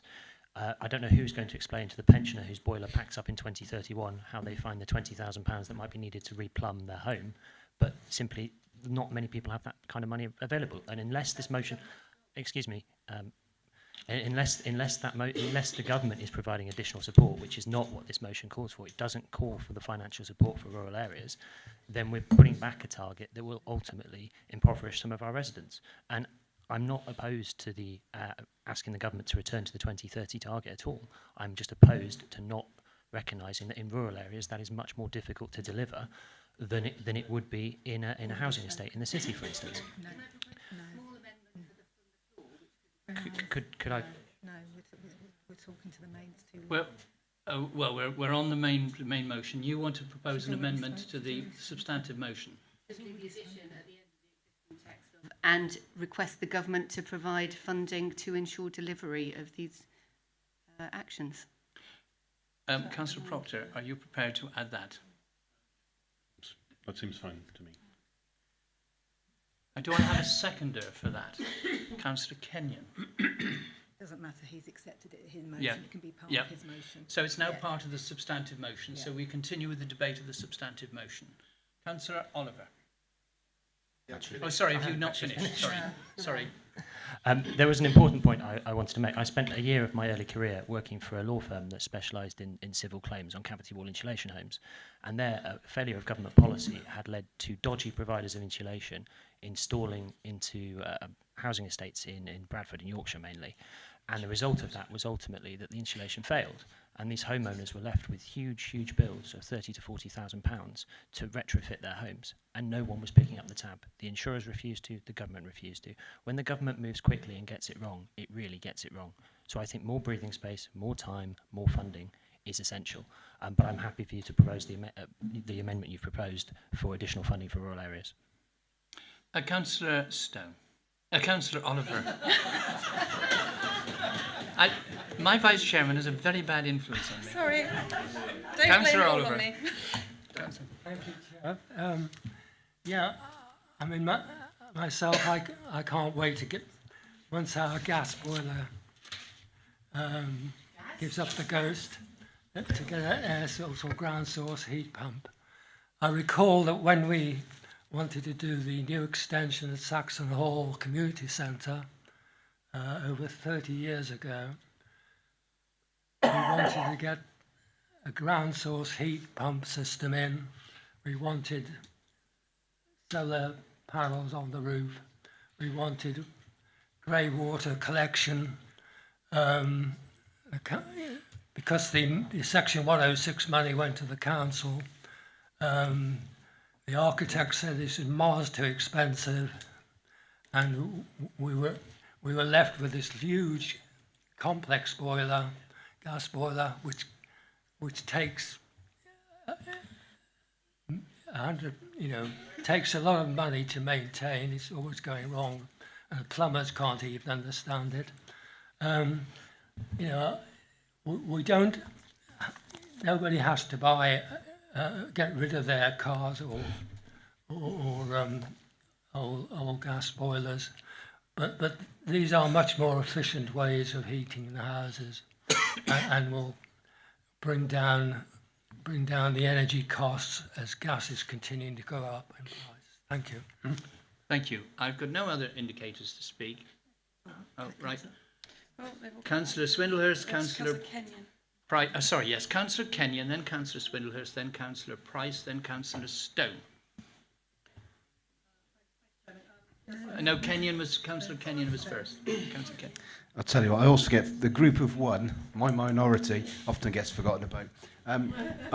As I said in the amendment, it was about the money, and now that Councillor Chines has mentioned perhaps drop a bit of money in there or asking for it, I can support that. Up until then, I was going to abstain. I don't think it's terrible I was going to abstain, but now that amendment's been put in, I can fully support this, and I hope all colleagues can as well. Very well. Councillor Swindlehurst. Disappointed with the fact that we've gone down the name vote thing, because that always politicises things that really we keep saying shouldn't be political. So please, I'm going to name drop here. When Rishi Sunak was in the county, touting for my vote, and he was talking only about the economy, I said to him, "You talk about the economy, you do not talk about the environment. If you don't get the environment right, you can forget the economy." That's where my heart lies. So I'm slightly upset to be called such names about greenwashing and so forth. Really happy with the amendment from the floor, because my concern about these particular things is the impact locally, because there is an issue there. For me, it's not about the what, it's about the when and the how. So we all have to agree that we want to get where we want to get, but it's what's the fair, equitable, sensible way of getting there. I'm not sure about second-hand boilers. I'm a bit nervous around that. The reason that it was for the PM was because it was his speech. But, at the end of the day, what we need is a government that takes clear, consistent, believable approaches that doesn't, seem to be, I think the point made by Councillor Harvey was absolutely spot on. You can't move the lines. You've got to be, and these original lines were, of course, Conservative. They came from Boris Johnson's government. So this isn't a kind of, blue versus green versus yellow. That's just ridiculous. These are Conservative targets that are being changed by a new Conservative administration because he feels that they would be unfair or undoable or whatever. However, with the proviso about funding in order to make this doable in a rural county, I would be prepared to support the substantive motion. Thank you. Thank you. Councillor Price. Prepared to support the motion, and I'll tell you for why. Herefordshire is a fairly green county. I think you would all agree it's a wonderful place to be. I don't think we're, apart from pollution that we have that is being dealt with, the carbon offsetting that is necessary is a minor thing in Herefordshire in relation to the rest of the country. Shobden International is an airport of a few planes flying in and out. We don't have British Airways flying in and out of there, and yet British Airways have bought a farm in Herefordshire to greenwash their carbon credits. So all in all, as I said before, this county cannot deal with the infrastructure needs to go to the speed of which we're trying to go to, because we just haven't got the infrastructure. Now, I'm absolutely not against the principle of this. I'm for the principle of it, but I am not going to have my name used as a unanimous vote for this. Everybody is supporting it. I do support it, but I'm not supporting this motion because I'm not going to have my name used in any future conversation that goes forward for the next 10 years because I have voted against this. I am not voting for it because it's not going to be unanimous. I'm not supporting it. Thank you. Very well. Councillor Stone. Just to say, I don't mind at all being mixed with Councillor Aubrey-Oliver, because he's been a very good colleague over the years, and it's very good to see him back again. But just on the motion, yes, I quite understand where Councillor Price is coming from on this, and I've got concerns about the rural area, but we're talking about a letter being sent to the Prime Minister, and I've been reading the comments made by Lord Hague, who was possibly one of the best prime ministers we never had, apart from Ken Clarke, of course. You can see where I'm coming from. But I do support very much what Councillor Swinglehurst has just said. She's not greenwashing, definitely not. She's very committed to the environment, and I think there's a lot in the motion that I support. Don't totally support it, but I will be voting for it because I think we need to send a strong message to London not to rein back on these things, but to provide more funding for the rural areas to make it easier for our residents. Thank you, Chairman. Thank you. I'm now going to move to the end of this debate. I'm going to call on Councillor Stark to second the original motion with that slight addition, and then Councillor Proctor. Councillor Stark. Thank you, Chair. Are we all right? Yes. I only have two additional points to make. This motion is not introducing new targets for the UK. This motion is merely asking the government to stick to its original targets, a Conservative government to stick to its original targets.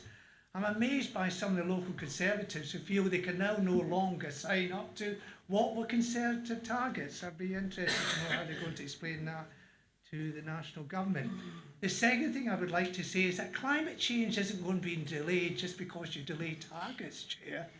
Climate change is rushing towards us, and we need to be mindful that we need to stick to our targets Otherwise, we are not going to stick to the target of 1.5% limitation in global warming. I urge all members to support this amendment, which is simply reinstating the government's own targets, and I do reiterate my call for a recorded vote on it. Thank you, Chair. Thank you. And finally, Councillor Proctor. I don't think I have much to say. I thank members for the debate, which has been interesting and useful.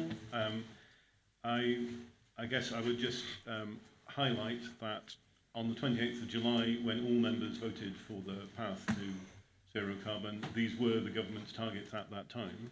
The only thing that has changed is that the government has rolled back from its targets, and so it's dispiriting that members who could support that on the 28th of July with those targets now think that these revised targets are kind of crucial to the future of the country. But yeah, that's all I have to say.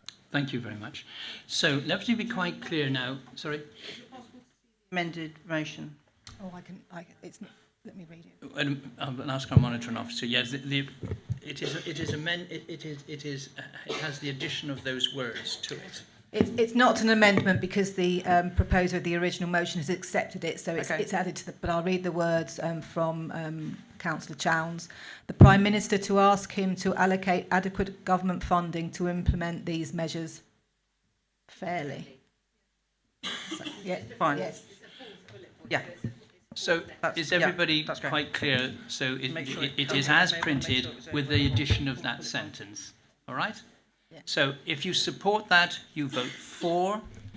If you do not, if you're going to vote against, you vote against or you abstain. Okay? Everyone's going clear? We will have a named vote. Do I need to call for a name vote again? I know what I'm going to get. So we'll have a name vote. Okay? That's indicated. Right, we'll go. Councillor Andrews, you're first. Councillor Baker. Councillor Bartlett. Councillor Bartram. Councillor Biggs. Councillor Bolter. Councillor Bramer. Councillor Carwadine. Councillor Chowns. Councillor Cole. Councillor Cornthwaite. Councillor Crockett. Councillor Claire Davis. Councillor Dave Davis. Councillor Dykes. Councillor Foxton. Councillor Gandy. Councillor Jennard. Councillor Hamblin. Councillor Harvey. Councillor Heathfield. Councillor Highfield. Councillor Hitchener. Councillor Hercombe. Councillor James. Councillor Kenyon.